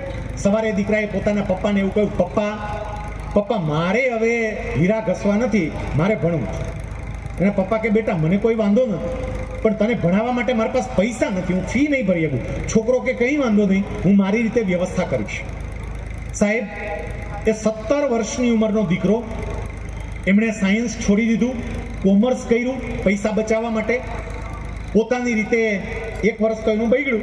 અભ્યાસ કરી 12 કોમર્સની પરીક્ષા આપી, સારા ટકા આવ્યા. કોલેજ કરવા માટે મોટા શહેરમાં ગયો. મોટા શહેરમાં જ રહેવાનું એમણે નક્કી કર્યું. એટલે ખર્ચો થાય, પોતાનો ખર્ચો કાઢવા માટે એણે ઓફિસ બોય તરીકે નોકરી ચાલુ કરી. વિદ્યાર્થી મિત્રો સાંભળજો, આપણે બીજું કાંઈ કામ કરવાનું નથી. એણે ઓફિસ બોય તરીકે નોકરી ચાલુ કરી. ઓફિસ બોય એટલે નોકર જેવું કામ કરવાનું હોય. તમે જ્યાં કામ કરતા હોય ત્યાં જઈને તમારે સંજવાડી કાઢવાની, કચરા પોતા કરવાના, ટેબલ સાફ કરી આપવાના, તમારા સેટના સ્કૂટરને, એની કારને ગાભો મારીને ચકમકાવી દેવાની, બરોબરની આમ એને એકદમ ચોખ્ખી કરી દેવાની. સાહેબ, આ બધું કામ કરવાનું. મહેમાન આવે એટલે ચા પાણી લાવી દેવાના. ઓલો છોકરો બધું કરે. સવારે કોલેજે ભણવા જાય, બપોર પછી આ કામ કરે. રાત્રે બાકીના એની સાથે રહેતા મિત્રો મજા કરતા હોય, આ છોકરો રાત્રે વાંચે. એ દીકરાએ એ જ પ્રમાણે પોતાની કોલેજ પૂરી કરી. નોકરી પણ એની બદલાતી ગઈ. પછી એ દીકરાએ પોસ્ટ ગ્રેજ્યુએશન કર્યું. એકવાર એ દીકરાએ છાપામાં એક લેખ વાંચ્યો, તમે સરકારી અધિકારી બની શકો છો. આ લેખ વાંચ્યો એટલે એમને નક્કી કર્યું કે હું સરકારી અધિકારી બનું. તો એમાં બધી માહિતી હતી કે જીપીએસસીની પરીક્ષા હોય, કેમ અપાય, શું અપાય, કેવો સિલેબસ હોય, શું વાંચવું જોઈએ. એ દીકરાએ જીપીએસસીની પરીક્ષા આપવાનું નક્કી કર્યું. પરીક્ષા આપી. સાહેબ કોઈ જાતના કોચિંગ નહીં, કોઈ જાતનું માર્ગદર્શન નહીં. અહીંયા બેઠેલા વિદ્યાર્થીઓ તો તમે નસીબદાર છો કે અહીંયા સમાજ તમને તમામ પ્રકારની સુવિધા અને માર્ગદર્શન બે પૂરું પાડે છે. આ છોકરા પાસે કોઈ માર્ગદર્શન નહીં. એ તો લાઇબ્રેરીમાંથી ચોપડા લાવ્યો, પોતાની રીતે વાંચ્યા, પરીક્ષા આપી. પહેલા જ પ્રયત્નની અંદર એણે જીપીએસસીની પરીક્ષા ક્રેક કરી દીધી અને એ દીકરો ક્લાસ 2 અધિકારી બની ગયો. સીધો ક્લાસ 2 અધિકારી, મામલતદાર કક્ષા, પોલીસ ઇન્સ્પેક્ટર કક્ષાનો એ અધિકારી બની ગયો. સાહેબ પછી એ દીકરો નોકરી કરતો હતો, એની નોકરી ચાલુ થઈ પછી એને વધારે ખબર પડી કે હું તો ક્લાસ 2 કહેવાય, મારી ઉપર તો ક્લાસ 1 અધિકારી આવે, ડેપ્યુટી કલેક્ટર કક્ષાના, અને ત્યાં મારે પહોંચવું હોય તો કે એના માટે 10-12 વર્ષ નોકરી કરો, તમને પ્રમોશન મળે અને તમે ક્લાસ 1 અધિકારી બનો. બીજો કોઈ રસ્તો ક્લાસ 1 અધિકારી બનવાનો તો કે તમે ડાયરેક્ટ પરીક્ષા આપીને ક્લાસ 1 અધિકારી બની શકો. આ દીકરાએ નક્કી કર્યું કે હું ડાયરેક્ટ ક્લાસ 1 અધિકારીની પરીક્ષા આપીશ, હું 10 વર્ષ 12 વર્ષ પ્રમોશન માટે રાહ નહીં જોઉં. એણે ક્લાસ 1 અધિકારીની પરીક્ષાની તૈયારી કરી. સાહેબ ક્લાસ 2 અધિકારી તરીકે કામ કરતા એટલે નોકરી કરવાની, રાત્રે 8 વાગે ઘરે પહોંચ્યો હોય અને સવારે 3 વાગે દીકરો જાગી જાય, 3 વાગ્યાથી શરૂ કરી અને સવારના 8 વાગ્યા સુધી 5 કલાક સવારે વાંચે, તૈયારી કરે. એને 2009ની સાલમાં ક્લાસ 1 અધિકારીની પરીક્ષા આપી અને ક્લાસ 1 અધિકારીની પરીક્ષામાં આખા ગુજરાત રાજ્યમાં એને 3જો નંબર લીધો અને ક્લાસ 1 અધિકારી બની ગયો. સાહેબ એ દીકરો એને એવા હોદ્દા ઉપર કામ કર્યું, માત્ર 2500 રૂપિયાની ટ્યુશન ફી ન ભરી શકવાને કારણે જે છોકરાએ ભણવાનું છોડી દીધેલું એ જ છોકરો ગુજરાત સરકારનો ક્લાસ 1 અધિકારી અને પછી સિનિયર ક્લાસ 1 અધિકારી બન્યો. અને એમની પાસે જ્યારે રાજકોટ જિલ્લા તિજોરી અધિકારી તરીકેનો ચાર્જ હતો ત્યારે એ દીકરાએ મહિનાના એવરેજ 500 કરોડ કરતાં પણ વધારે રકમની ચૂકવણી કરી. એટલા બિલનું પેમેન્ટ આ દીકરાની સહીથી થાય. દર મહિને 500 કરોડ રૂપિયા એની સહીથી ચૂકવાય એ હોદ્દા સુધી પહોંચી ગયો. મિત્રો, જે દીકરો ગામડામાં રહેતો હતો, નળિયાવાળા મકાનમાં રહેતો હતો, જે દીકરો કડિયા કામ કરવા જતા એના પપ્પાની સાથે મજૂરી કરવા જતો હતો, જે બીજાના ખેતરમાં કામ કરવા જતો હતો, જે દીકરો ઓફિસ બોય તરીકે નોકર જેવું કામ કરતો હતો, જે સાયકલ લઈને હીરા ઘસવા જતો હતો, પણ એ છોકરો એક વખત એના જ ગામના બાકીના છોકરાના અપમાનને કારણે એક સંકલ્પ કરે, એક ગોલ નક્કી કરે તો ગુજરાત સરકારના સિનિયર ક્લાસ 1 અધિકારીના પદ સુધી પહોંચી જાય. અને ખાલી સિનિયર ક્લાસ 1 અધિકારીના પદ સુધી પહોંચે એટલું જ નહીં, એ જ છોકરો અત્યારે તમારી સામે ઊભા તમને પોતાની વાત કહી રહ્યો છે. આ બીજા કોઈની વાત નથી, આ તમારી સામે ઊભો. તમે દરેક કેટલા નસીબવાળા છો. તમને આટલા સારા શિક્ષકો મળ્યા, આવી સરસ સ્કૂલ મળી, આવા સરસ માતા પિતા મળ્યા કે જે તમને ભણવું હોય તો બધી જ મદદ કરવા માટે તૈયાર છે. મારા માતા પિતાની મજબૂરી હતી, મારે ભણવું હોય તો મદદ નથી કરી શકે એવી સ્થિતિમાં નહોતા, પણ મેં નક્કી કર્યું તો હું આ કક્ષાએ પહોંચી શક્યો. એટલું યાદ રાખજો, જો શૈલેષ સખપરિયા કરી શકે ને તો તમે કરી શકો. તમારો સંકલ્પ દ્રઢ હોવો જોઈએ કે મારા કરવું થાય છે. ત્રીજી વાત મારે જે કહેવી છે, સાહેબ હવે ગોલ નક્કી કર્યા પછી એ ગોલને અચીવ કરવા માટે, એ ગોલને પ્રાપ્ત કરવા માટે તમે જે નક્કી કરો કે બોર્ડમાં મને આટલા ટકા જોઈએ છે, મારે મારા જીવનમાં આ બનવું છે, મારે આ કરવું છે, એ તમે જે નક્કી કરો ને એને પ્રાપ્ત કરવા માટે હવે તમારે મહેનત એટલી કરવી પડે, પુષ્કળ મહેનત તમારે કરવી પડે. તમે જો મહેનત ન કરો તો તમારે મહેનત કરવા માટે કેટલાક લોકો છે ને શોર્ટકટ અપનાવે છે સફળ થવા માટે. તમે જોજો, આપણે કહીએ મહેનત કરવી જોઈએ, ઘણા વિદ્યાર્થી કે સાહેબ અમે મહેનત તો કરીએ જ છીએ. આપણે કહીએ હું મહેનત કરો છો તો કે સાહેબ ચિઠ્ઠી બનાવવાની મહેનત કરીએ છીએ. બોર્ડની પરીક્ષા નજીક આવે છે ને તો અત્યારથી ચિઠ્ઠીઓ બનાવીએ છીએ. સાહેબ ઓછામાં ઓછા અક્ષરે વધારેમાં વધારે કેમ લખી શકાય એની ટ્રાય કરીએ છીએ. સાહેબ કોઈ કેમેરો અમને પકડી ન જાય એની અમે તકેદારી લઈએ છીએ, એની પ્રેક્ટિસ કરીએ છીએ. વિદ્યાર્થી મિત્રો, એટલું યાદ રાખજો, ચોરી કરીને કદાચ તમે 99.99 PR સાથે સમગ્ર બોર્ડમાં પહેલો નંબર લઈ લો ને તો એટલું યાદ રાખજો કે કોઈ તમારો ભાવ નહીં પૂછે, કારણ કે હવે આખી પદ્ધતિ બદલાઈ ગઈ છે. આગળ કોઈ પણ જગ્યાએ જાઓ, તમારી માર્કશીટ કરતાં તમારું નોલેજ ચકાસવામાં આવશે, કારણ કે દરેક જગ્યાએ હવે સ્પર્ધાત્મક પરીક્ષા મૂકી છે. તમારે ડૉક્ટર બનવું હોય, નીટની પરીક્ષા આપો. એન્જિનિયર બની સારી એન્જિનિયરિંગ કોલેજમાં એડમિશન લેવું હોય, જીની પરીક્ષા આપો. અધિકારી બનવું હોય, જીપીએસસી આપો. ગુજરાત ગૌણ સેવા પસંદગી મંડળની પરીક્ષા આપો. પોલીસ બોર્ડની દરેક જગ્યાએ તમારી માર્કશીટ નહીં, તમે પરીક્ષા આપો, એમાં ટકા લાવો ને આગળ વધો. એટલે મારી વિનંતી છે કે કદાચ ક્યાંય આવું ચાલતું હોય તો મહેરબાની કરીને એ બાબતમાં નહીં પડતા મહેનત કરજો. અહીંયા જેટલા વાલીઓ ઉપસ્થિત છે, વાલીઓને પણ મારી હાથ જોડીને હૃદયપૂર્વકની પ્રાર્થના અને વિનંતી બંને છે, મહેરબાની કરીને તમારા દીકરા માટે, તમારી દીકરી માટે બોર્ડના કેન્દ્રમાં જઈને શિક્ષકને, આચાર્યને, સુપરવાઇઝરને ભલામણ કરીને તમારા દીકરા કે દીકરીની જિંદગી બરબાદ નહીં કરતા. કેટલાક વાલીઓ એવા જોવા મળે, જાય સ્કૂલમાં ભલામણ કરે, સાહેબ મારા દીકરાનો નંબર તમારા સ્કૂલમાં આવ્યો છો સાહેબ, કંઈક ચીઠી બીઠી મળે એવું જોજો સાહેબ. સમજો, આપણે આપણા દીકરા કે દીકરીના મિત્ર નહીં, મોટા દુશ્મન છીએ જો આવું કરતા હોય તો. સાહેબ, અત્યારથી એને ચોરી કરવાની ટેવ પાડીએ છીએ. અત્યારથી આપણે એને સમજાવવાનો પ્રયત્ન કરીએ છીએ કે બેટા મહેનત કરવાની કાંઈ જરૂર જ નથી, બેટા આવી રીતે પણ પાસ થઈ શકાય. સાહેબ, આ બહુ અઘરી અને અગત્યની બાબત છે, પણ હું આપને કહી રહ્યો છું કે ખરા અર્થમાં જો તમે એવું ઈચ્છતા હોય કે તમારા દીકરા કે દીકરીનો વિકાસ થાય તો મહેરબાની કરીને આ ચોરીના દૂષણથી એને દૂર રાખજો. સાહેબ, જો દિલથી મહેનત કરવામાં આવે ને તો એનું બેસ્ટ પરિણામ કેવું મળે. આ સ્કૂલમાં હું જો કે કોડીનારમાં જ પ્રવચન માટે પહેલી વાર આવ્યો. સ્કૂલમાં મેં એન્ટ્રી કરી, સાવ સામાન્ય બિલ્ડિંગ છે. ઇન્ફ્રાસ્ટ્રક્ચરની દ્રષ્ટિએ તમે જુઓ તો સાવ સામાન્ય બિલ્ડિંગ. પણ જ્યારે હું વાત કરતો હતો ત્યારે મને વાત જાણવા મળી કે આ જ સ્કૂલ ધોરણ 10ની અંદર છેલ્લા 6 વર્ષથી 100% રિઝલ્ટ લાવે છે. 100% રિઝલ્ટ આ સ્કૂલનું આવે, 100% રિઝલ્ટ. તો 100% રિઝલ્ટ કેમ આવતું હશે સાહેબ? એનું કારણ મહેનત. આ બધા શિક્ષકો સાથે મળી અને એટલી મહેનત કરાવતા હશે, કારણ કે વિદ્યાર્થી સવારે આવી જાય, બપોરે અહીંયા ને અહીંયા જમે અને સાંજ સુધી અહીંયા ને અહીંયા રોકાય, તો એમાં વિદ્યાર્થીઓ તો મહેનત કરે જ છે, પણ વિદ્યાર્થીઓની સાથે સાથે શિક્ષકોનું સમર્પણ એટલું જ છે. અહીંયા જેટલા શિક્ષકો છે ને, એકવાર જોરદાર તાળીઓ દ્વારા એ શિક્ષકોને વધાવો કે જે આપણા બાળકો માટે આટલા સમર્પણ ભાવે કામ કરે.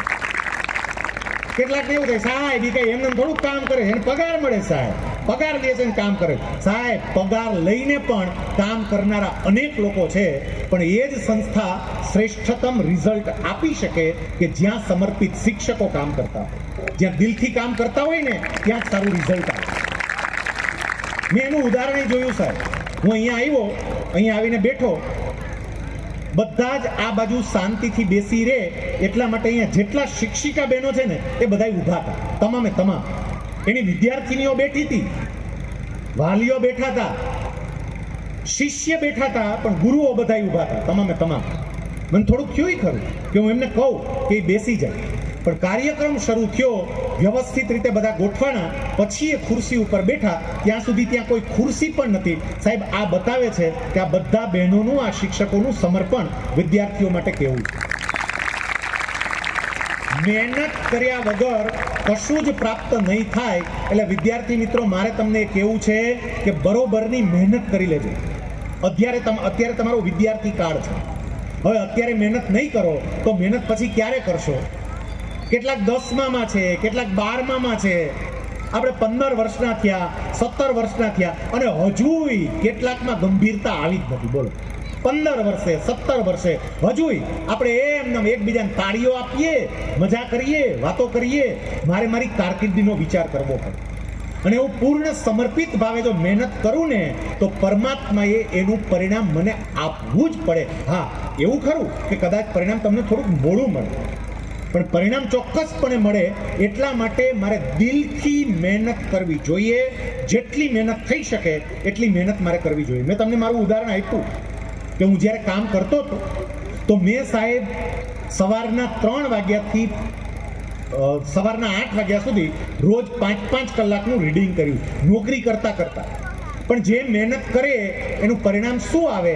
સાહેબ, એક બીજું ઉદાહરણ આપું કે વ્યક્તિ જ્યારે મહેનત કરે તો એનું પરિણામ શું હોય? એક છોકરો એને 10મા ધોરણની બોર્ડની પરીક્ષા આપી, 10મા ધોરણનું રિઝલ્ટ આવ્યું, અને રિઝલ્ટ સાહેબ એવું અદ્ભુત રિઝલ્ટ, આખો પરિવાર રિઝલ્ટ જોઈ અને રાજીનો રેડ થઈ જાય એવું રિઝલ્ટ હતું. માર્ક તમને કહું, ગણિતમાં 100માંથી 35 માર્ક, વિજ્ઞાન 100માંથી 37 માર્ક, અંગ્રેજી 100માંથી 36 માર્ક. પપ્પુ પાસ હો ગયા, માંડ માંડ બિચારો પાસ થયો હશે, 36% સરેરાશ માર્ક આવ્યા. સાહેબ એને એડમિશન કોણ આપે? સાયન્સમાંય નહીં, કોમર્સમાંય નહીં, આર્ટ્સમાં એડમિશન લીધું. 11-12 આર્ટ્સ પૂરું કર્યું, કોલેજમાં આવ્યો. કોલેજનું પહેલું વર્ષ, આ બાબતને સમજજો, કોલેજનું પહેલું વર્ષ એટલે લગભગ એની 18 વર્ષની ઉંમર હોય. 18 વર્ષની ઉંમરનો એ દીકરો કોલેજની અંદર એને BA રાખ્યું, BA આર્ટ્સ, અંગ્રેજી વિષય રાખ્યો.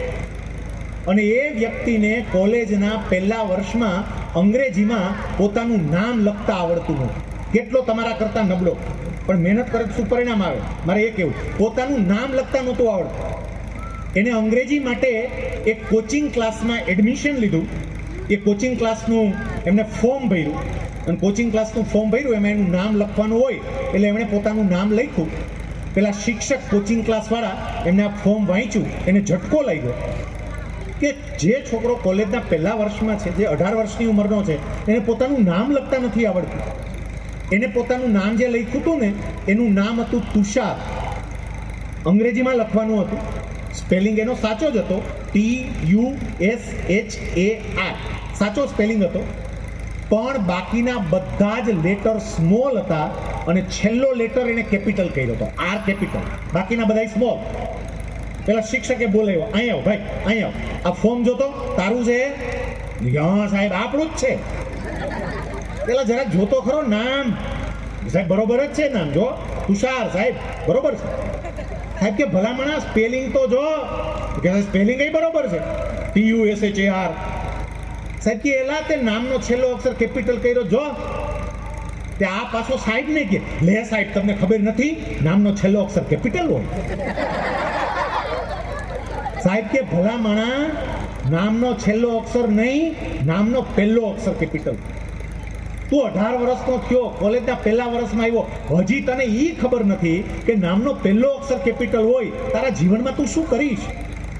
બેટા કંઈક વિચાર, બેટા મહેનત કર, નહીતર તું બહુ હેરાન થઈશ. શિક્ષકે જે કંઈ પણ વાતો કરીને આ દીકરાએ બધી જ વાતોને પોઝિટિવલી લીધી. એ દીકરો ઘરે ગયો, ઘરે જઈને વિચારે કે ના, મારા સાહેબે જે કીધું એ સાચું છે. હારું હું કરીશ શું જીવનમાં? 18 વર્ષનો થયો, મને મારું નામ લખતા નથી આવડતું. એ દીકરાએ નક્કી કર્યું કે હું અંગ્રેજીમાં હવે માસ્ટર બનીશ, અંગ્રેજીમાં વાંચીશ, અંગ્રેજીમાં લખીશ, અંગ્રેજીમાં બોલીશ. એણે મહેનત કરી. સાહેબ એમનું BA પૂરું થયું, MA પૂરું થયું, B.Ed કર્યું. પ્રાથમિક શાળામાં શિક્ષક તરીકે 2500 રૂપિયાના ફિક્સ પગારમાં એમણે નોકરી પણ ચાલુ કરી. પછી એ વ્યક્તિ એક સંકલ્પ કર્યો, કંચનબા ગોહિલની જેમ, કે મારે UPSCની પરીક્ષા આપવી છે અને મારે IAS ઓફિસર થવું. સાહેબ 10માં 36% માર્ક, કોલેજના પહેલા વર્ષ સુધી એને નામ લખતા ન આવડે, પણ નક્કી કર્યું કે મારે UPSCની પરીક્ષા આપવી છે. સ્પીપાની અંદર અમારું જે સ્પીપા છે એમાં એડમિશન લીધું, એને એડમિશન મળ્યું, તૈયારી કરી, એન્ટ્રન્સ એક્ઝામ આપી, એડમિશન મળી ગયું. સાહેબ એ દીકરાએ જે મહેનત કરી છે, રોજની 15 કલાક, એ બરોબર ન લાગી. પરીક્ષાની ટ્રાય આપે, પહેલી ટ્રાય ફેલ, બીજી ટ્રાય ફેલ, ત્રીજી ટ્રાય ફેલ. મૂકે નહીં. સરકારે જેટલી ટ્રાય આપી હતી ને બધી ટ્રાય કરી લેવી છે, મૂકવું નથી. સાહેબ એમણે ધીરજ રાખી અને પરિણામ એ આવ્યું કે એ દીકરાએ UPSCની પરીક્ષા ક્રેક કરી, UPSCની પરીક્ષા પાસ કરી. એને IAS કેડર જ મળી, એને ગુજરાત રાજ્ય જ મળ્યું. અને અત્યારે આ દીકરો રાજકોટની અંદર રાજકોટ મ્યુનિસિપલ કમિશનર તરીકે આખા રાજકોટ શહેરની વ્યવસ્થા આ છોકરો IAS ઓફિસર તરીકે સંભાળી રહ્યો છે. એનું નામ છે તુષાર સુમેરા. એ ભરૂચમાં કલેક્ટર હતા અને ભરૂચ કલેક્ટર તરીકેથી હમણાં અહીંયા આવ્યા. અને 2 વર્ષ પહેલા મેં એમને વાત કરી હતી, એમણે પોતાની માર્કશીટ હોતને વિદ્યાર્થીઓ માટે શેર કરી કે જો આ કલેક્ટરની માર્કશીટ કે જેમાં માર્ક તો જુઓ. સાહેબ મહેનત કરે તો વ્યક્તિ ક્યાં પહોંચી શકે એનું આ ઉદાહરણ છે. અને એ યાદ રાખજો કે ટૂંકા રસ્તે કદાચ સફળતા મેળવવાનો પ્રયત્ન કરશો ને, કદાચ સફળતા મળી પણ ગઈ પણ એ ટકશે નહીં. સફળતાને ટકાવવી હોય તો મહેનત કરવી પડે. પ્રત્યેક વિદ્યાર્થી આજે એવો સંકલ્પ કરજો કે અમારા મમ્મી પપ્પા માટે. પંક્તિ છે, આમ તો શાયરી કહેવાય એને, મિટા દે અપની હસ્તી કો ગર કુછ મર્તબા ચાહે દાન. કોઈ પણ દાણો જમીનમાં જાય, જમીનમાં જઈને પોતાનું અસ્તિત્વ મિટાવી દે, પછી એમાંથી અંકુર બહાર આવે, એમાંથી છોડ બને. ઉદાહરણ આપવા જ, ગોંડલની બાજુમાં મોવિયા, મારા ગામની એક દીકરી, એનું નામ સરસ્વતી દેસાઈ.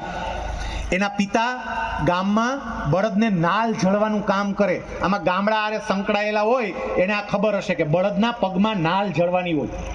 એમના પિતા દુર્લભજીભાઈ દેસાઈ એ બળદને નાલ, પરીક્ષાની તૈયારી કરતા પહેલા એ મારે ત્યાં ટ્યુશનમાં આવે 10મા ધોરણમાં.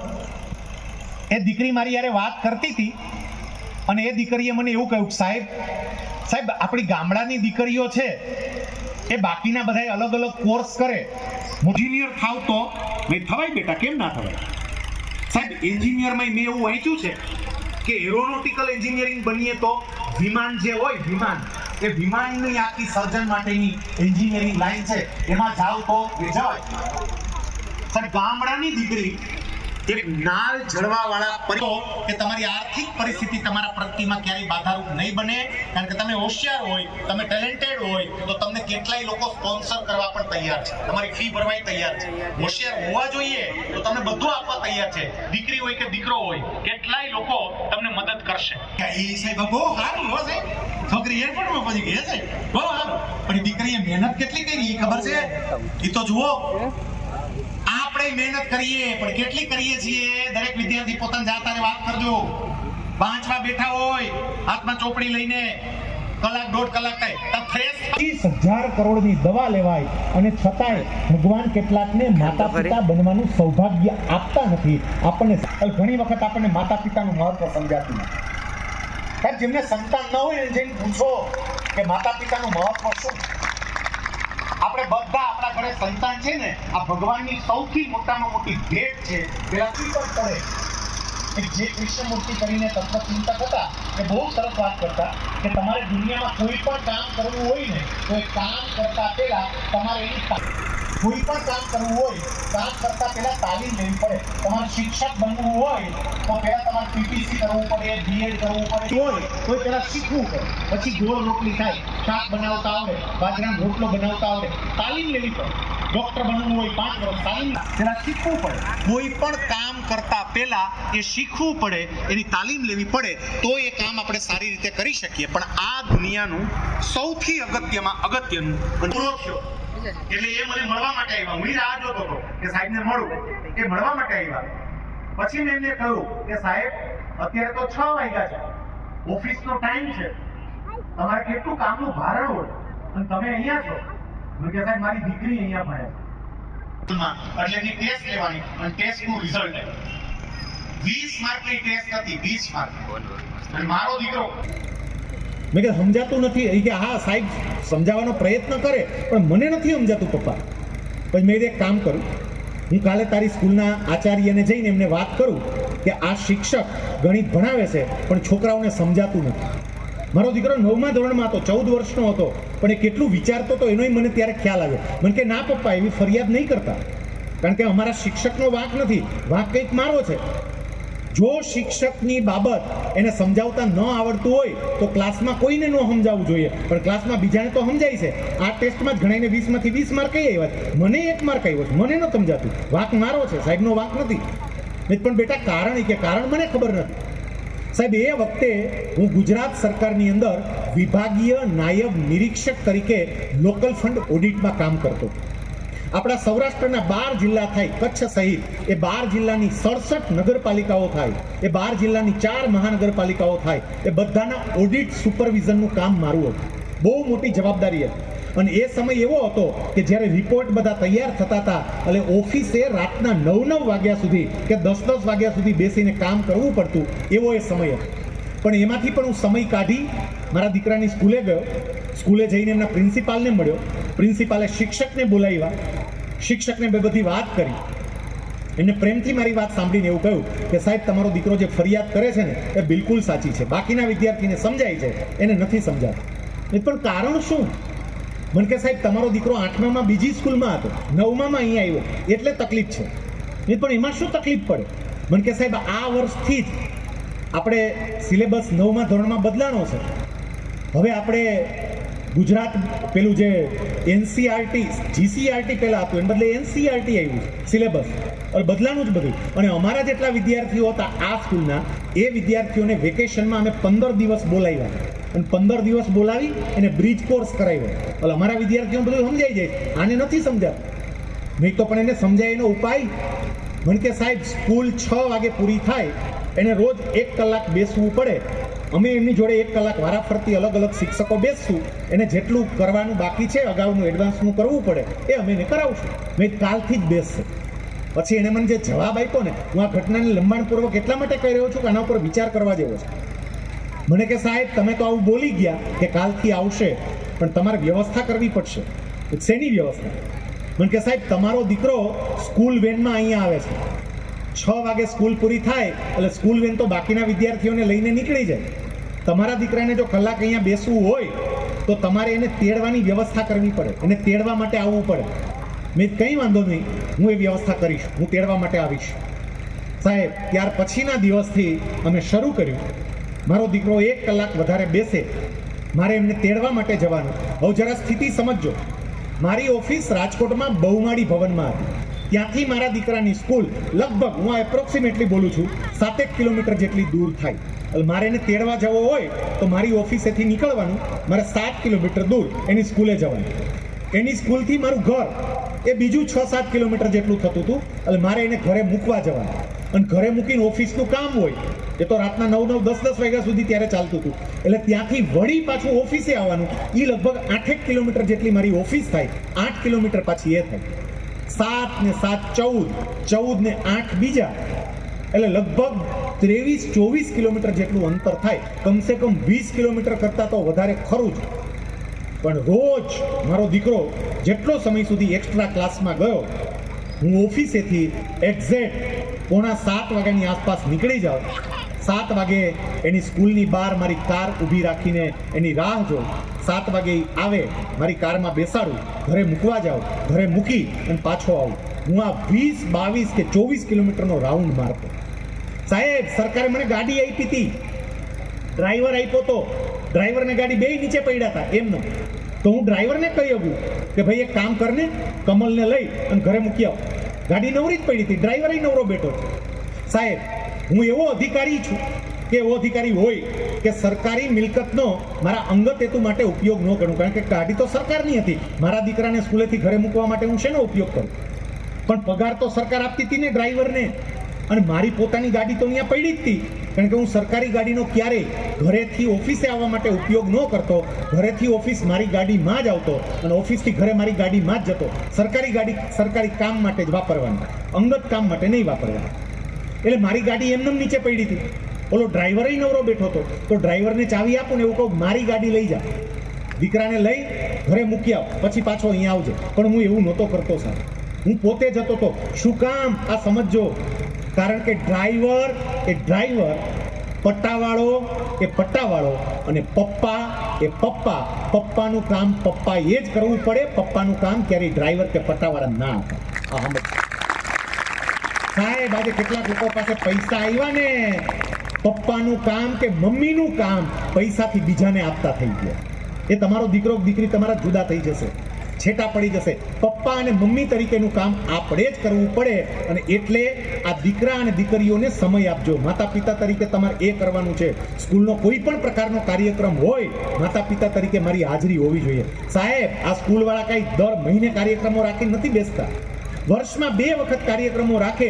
વર્ષમાં 2 વખત મારા દીકરા દીકરી માટે હું 2 કલાક 3 કલાકનો સમય ના કાઢી શકું. જે અપેક્ષા તમે એવી રાખો કે આ દીકરો મારી વૃદ્ધાવસ્થાની લાકડી બને, આ દીકરી મને સાચવે, દીકરો મને સાચવે, એ દીકરા કે દીકરી માટે મારે 2 કે 3 કલાક આપવાય જોઈએ. એટલે માતા પિતા તરીકે પણ આ બાબત ધ્યાનમાં રાખજો. ઘણો સમય થયો, હું જે બોલું છું એને ઓલમોસ્ટ 1.5 કલાક થવા આવ્યો, અને તમે બધા 1.5 કલાકથી આ વાત સાંભળો છો. છેલ્લી વાત કહી અને મારે વાતને હવે પૂરી કરવી છે. સફળ થવું હોય તો મેં તમને પહેલો સિદ્ધાંત આપ્યો કે આપણી જાત ઉપર વિશ્વાસ, આત્મવિશ્વાસ મારાથી થશે. મેં બીજો સિદ્ધાંત આપ્યો કે આપણું ધ્યેય નક્કી કરીએ, મારે શું જોઈએ છે, મારે શું પ્રાપ્ત કરવું, નક્કી કરીએ, લખીને રાખીએ. ત્રીજું મેં કીધું કે એને પાર કરવા માટે, એને પ્રાપ્ત કરવા માટે મારે મહેનત કરવી પડે, પુષ્કળ મહેનત. અહીંયા શિક્ષકો બહુ મહેનત કરાવે. સાહેબ, આ રિઝલ્ટ એમને નહીં આવતું હોય, તમે રોહિતસિંહને પૂછો કે એ લોકો પેપર રાઇટિંગ પ્રેક્ટિસ કરાવતા હશે, વિદ્યાર્થીઓ પાસે પેપર લખાવે, બહુ પેપર લખાવે, અને ત્યારે આટલું સરસ રિઝલ્ટ આવે. તો મારા શિક્ષક જે મહેનત કરાવે એ મહેનત મારે કરવી જ જોઈએ. ઘરે મારા માતા પિતા જે મહેનત કરાવે એ મહેનત મારે કરવી જ જોઈએ. વિદ્યાર્થી મિત્રો, એટલું યાદ રાખજો, ઘણી વખત તમને એવું થતું હોય દીકરીઓ કે આ મમ્મી ને પપ્પા કચ કર્યા જ કરે છે, એ વાંચવા દે, મોબાઈલ એક બાજુ રાખ, હવે તો હાથમાં ચોપડી પકડ, બોર્ડ નજીક છે. આ વાત મમ્મી હોતા હશે, આ વાત પપ્પા હોતા હશે. મારે તમને એટલું કહેવું છે, એ મમ્મી પપ્પાની કચ નથી, તમારી ઉંમરને કારણે તમને નહીં સમજાય, પણ એ તમારા મમ્મી પપ્પાનો પ્રેમ છે. આ દુનિયામાં તમારા મમ્મી પપ્પા જેટલો પ્રેમ તમને બીજું કોઈ નહીં આપી શકે. આ લખી રાખજો. તમને ભલે એવું લાગતું હોય કે કચકચ કરે છે, સાહેબ કચકચ નહીં. કદાચ તમારા મમ્મી પપ્પા ગુસ્સામાં આવી તમને એક તમાચો મારી દે ને, તમાચો, તો એમાં પણ આઈ લવ યુ જ છે, પણ એ આપણને સંભળાતું નથી. મમ્મી પપ્પાના તમાચામાં આઈ લવ યુ છે, અને પ્રેમ કરે છે ને એટલે જ તમાચો મારે છે.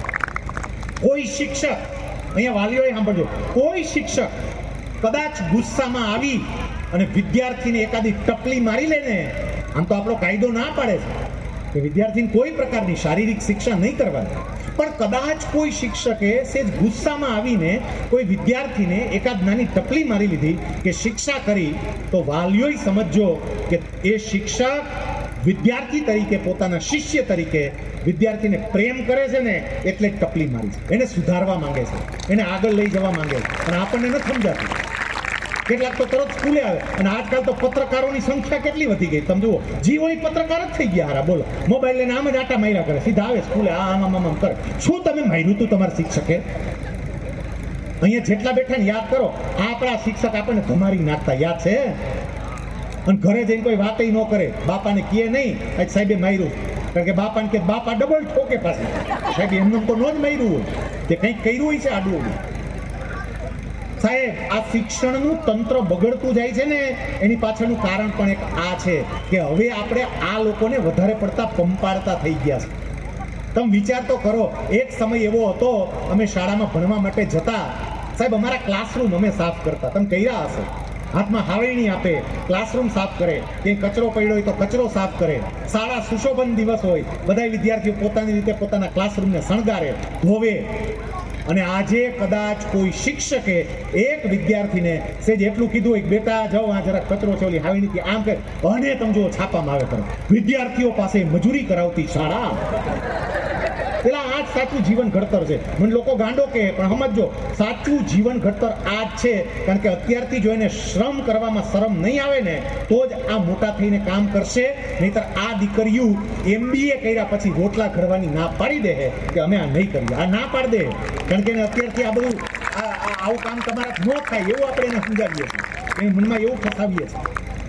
આ બાબત જરા સમજીએ કે આપણા દીકરા અને દીકરીઓ, હું મહેનતની જે વાત કરતો તો મહેનત કરે. અને છેલ્લા મુદ્દા મારે ખાલી એટલું કહેવું છે કે તમે બધા જ વિદ્યાર્થી મિત્રો આટલો સરસ મજાનો અભ્યાસ કરો છો, તમારા મમ્મી પપ્પા તમારા માટે આટલી મહેનત કરે છે.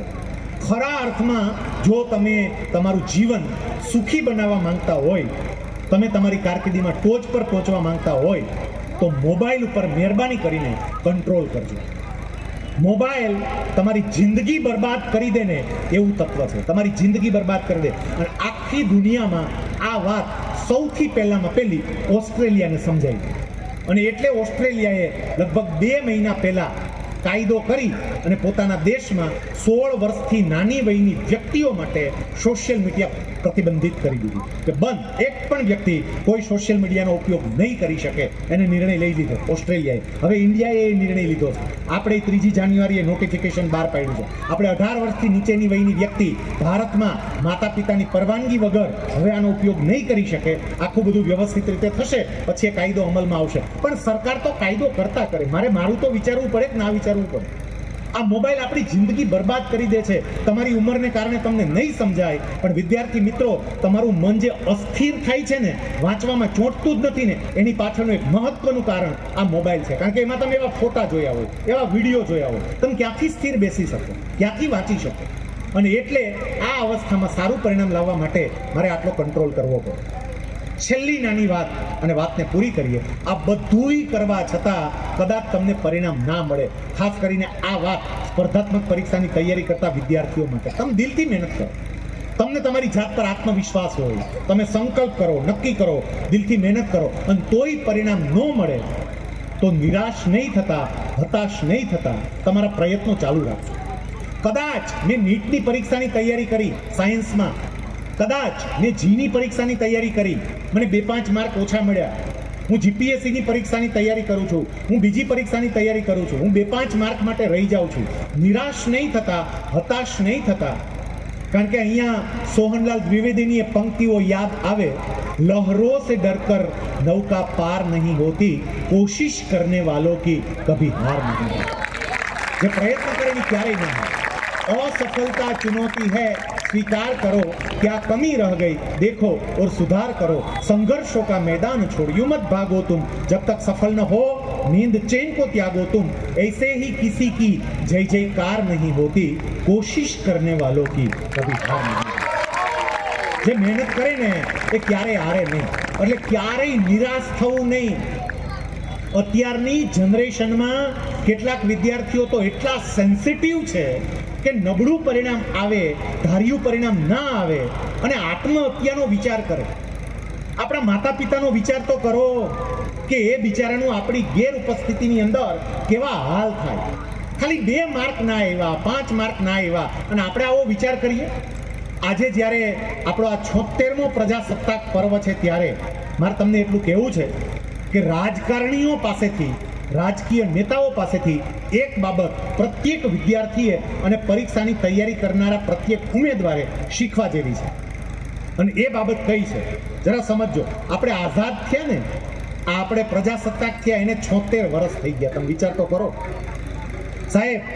આપણી આઝાદી 1947માં, અત્યારે 2025 ચાલી રહી છે. આપણે આઝાદીને પણ 79 વર્ષ પૂરા થવા આવ્યા, 78 થી 79 વર્ષ. અને આટલા સમયમાં, આમ તો 1950, 51, 52 પછી આપણી સામાન્ય ચૂંટણીઓ શરૂ થઈ. એ ચૂંટણીઓ શરૂ થઈ ત્યારથી અત્યાર સુધીના 75 વર્ષના ઇતિહાસમાં એક પણ ઘટના એવી ગોતીને મને લાવો કે કોઈ રાજકીય નેતા ચૂંટણી હારવાને કારણે આત્મહત્યા કરી હોય. લાવો, હાલો, એક ઘટના લાવો કે ફલાણા નેતા ચૂંટણી હારી ગયા, આપઘાત કરી લીધો. સાહેબ, શક્ય જ નથી. એ તો કેટલા કોન્ફિડન્ટ હોય સાહેબ.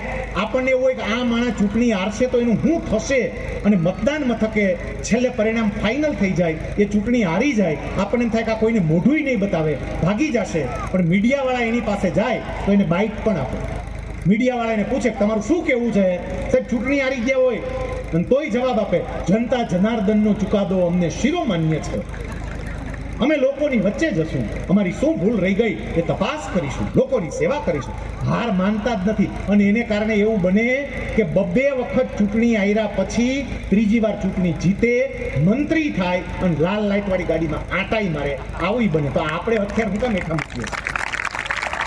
એ હથિયાર હેઠા નથી મૂકતા, આપણે શેના મૂકી દઈએ? એ તો એકવાર ચૂંટણી હારે ને પછી નસીબ અજમાવવા માટે 5 વર્ષ રાહ જોવી પડે.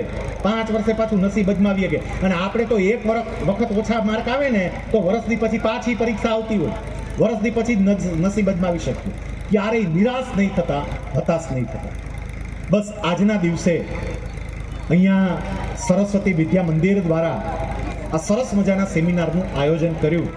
એટલે પહેલાં તો રોહિતસિંહ ડોડિયા, સમગ્ર સંચાલકો, તમામ શિક્ષક મિત્રો, એ બધાને હું હૃદયપૂર્વક અભિનંદન આપું છું કે તમે આવા વિસ્તારની અંદર આ પ્રકારના સેમિનારનું આયોજન કરો.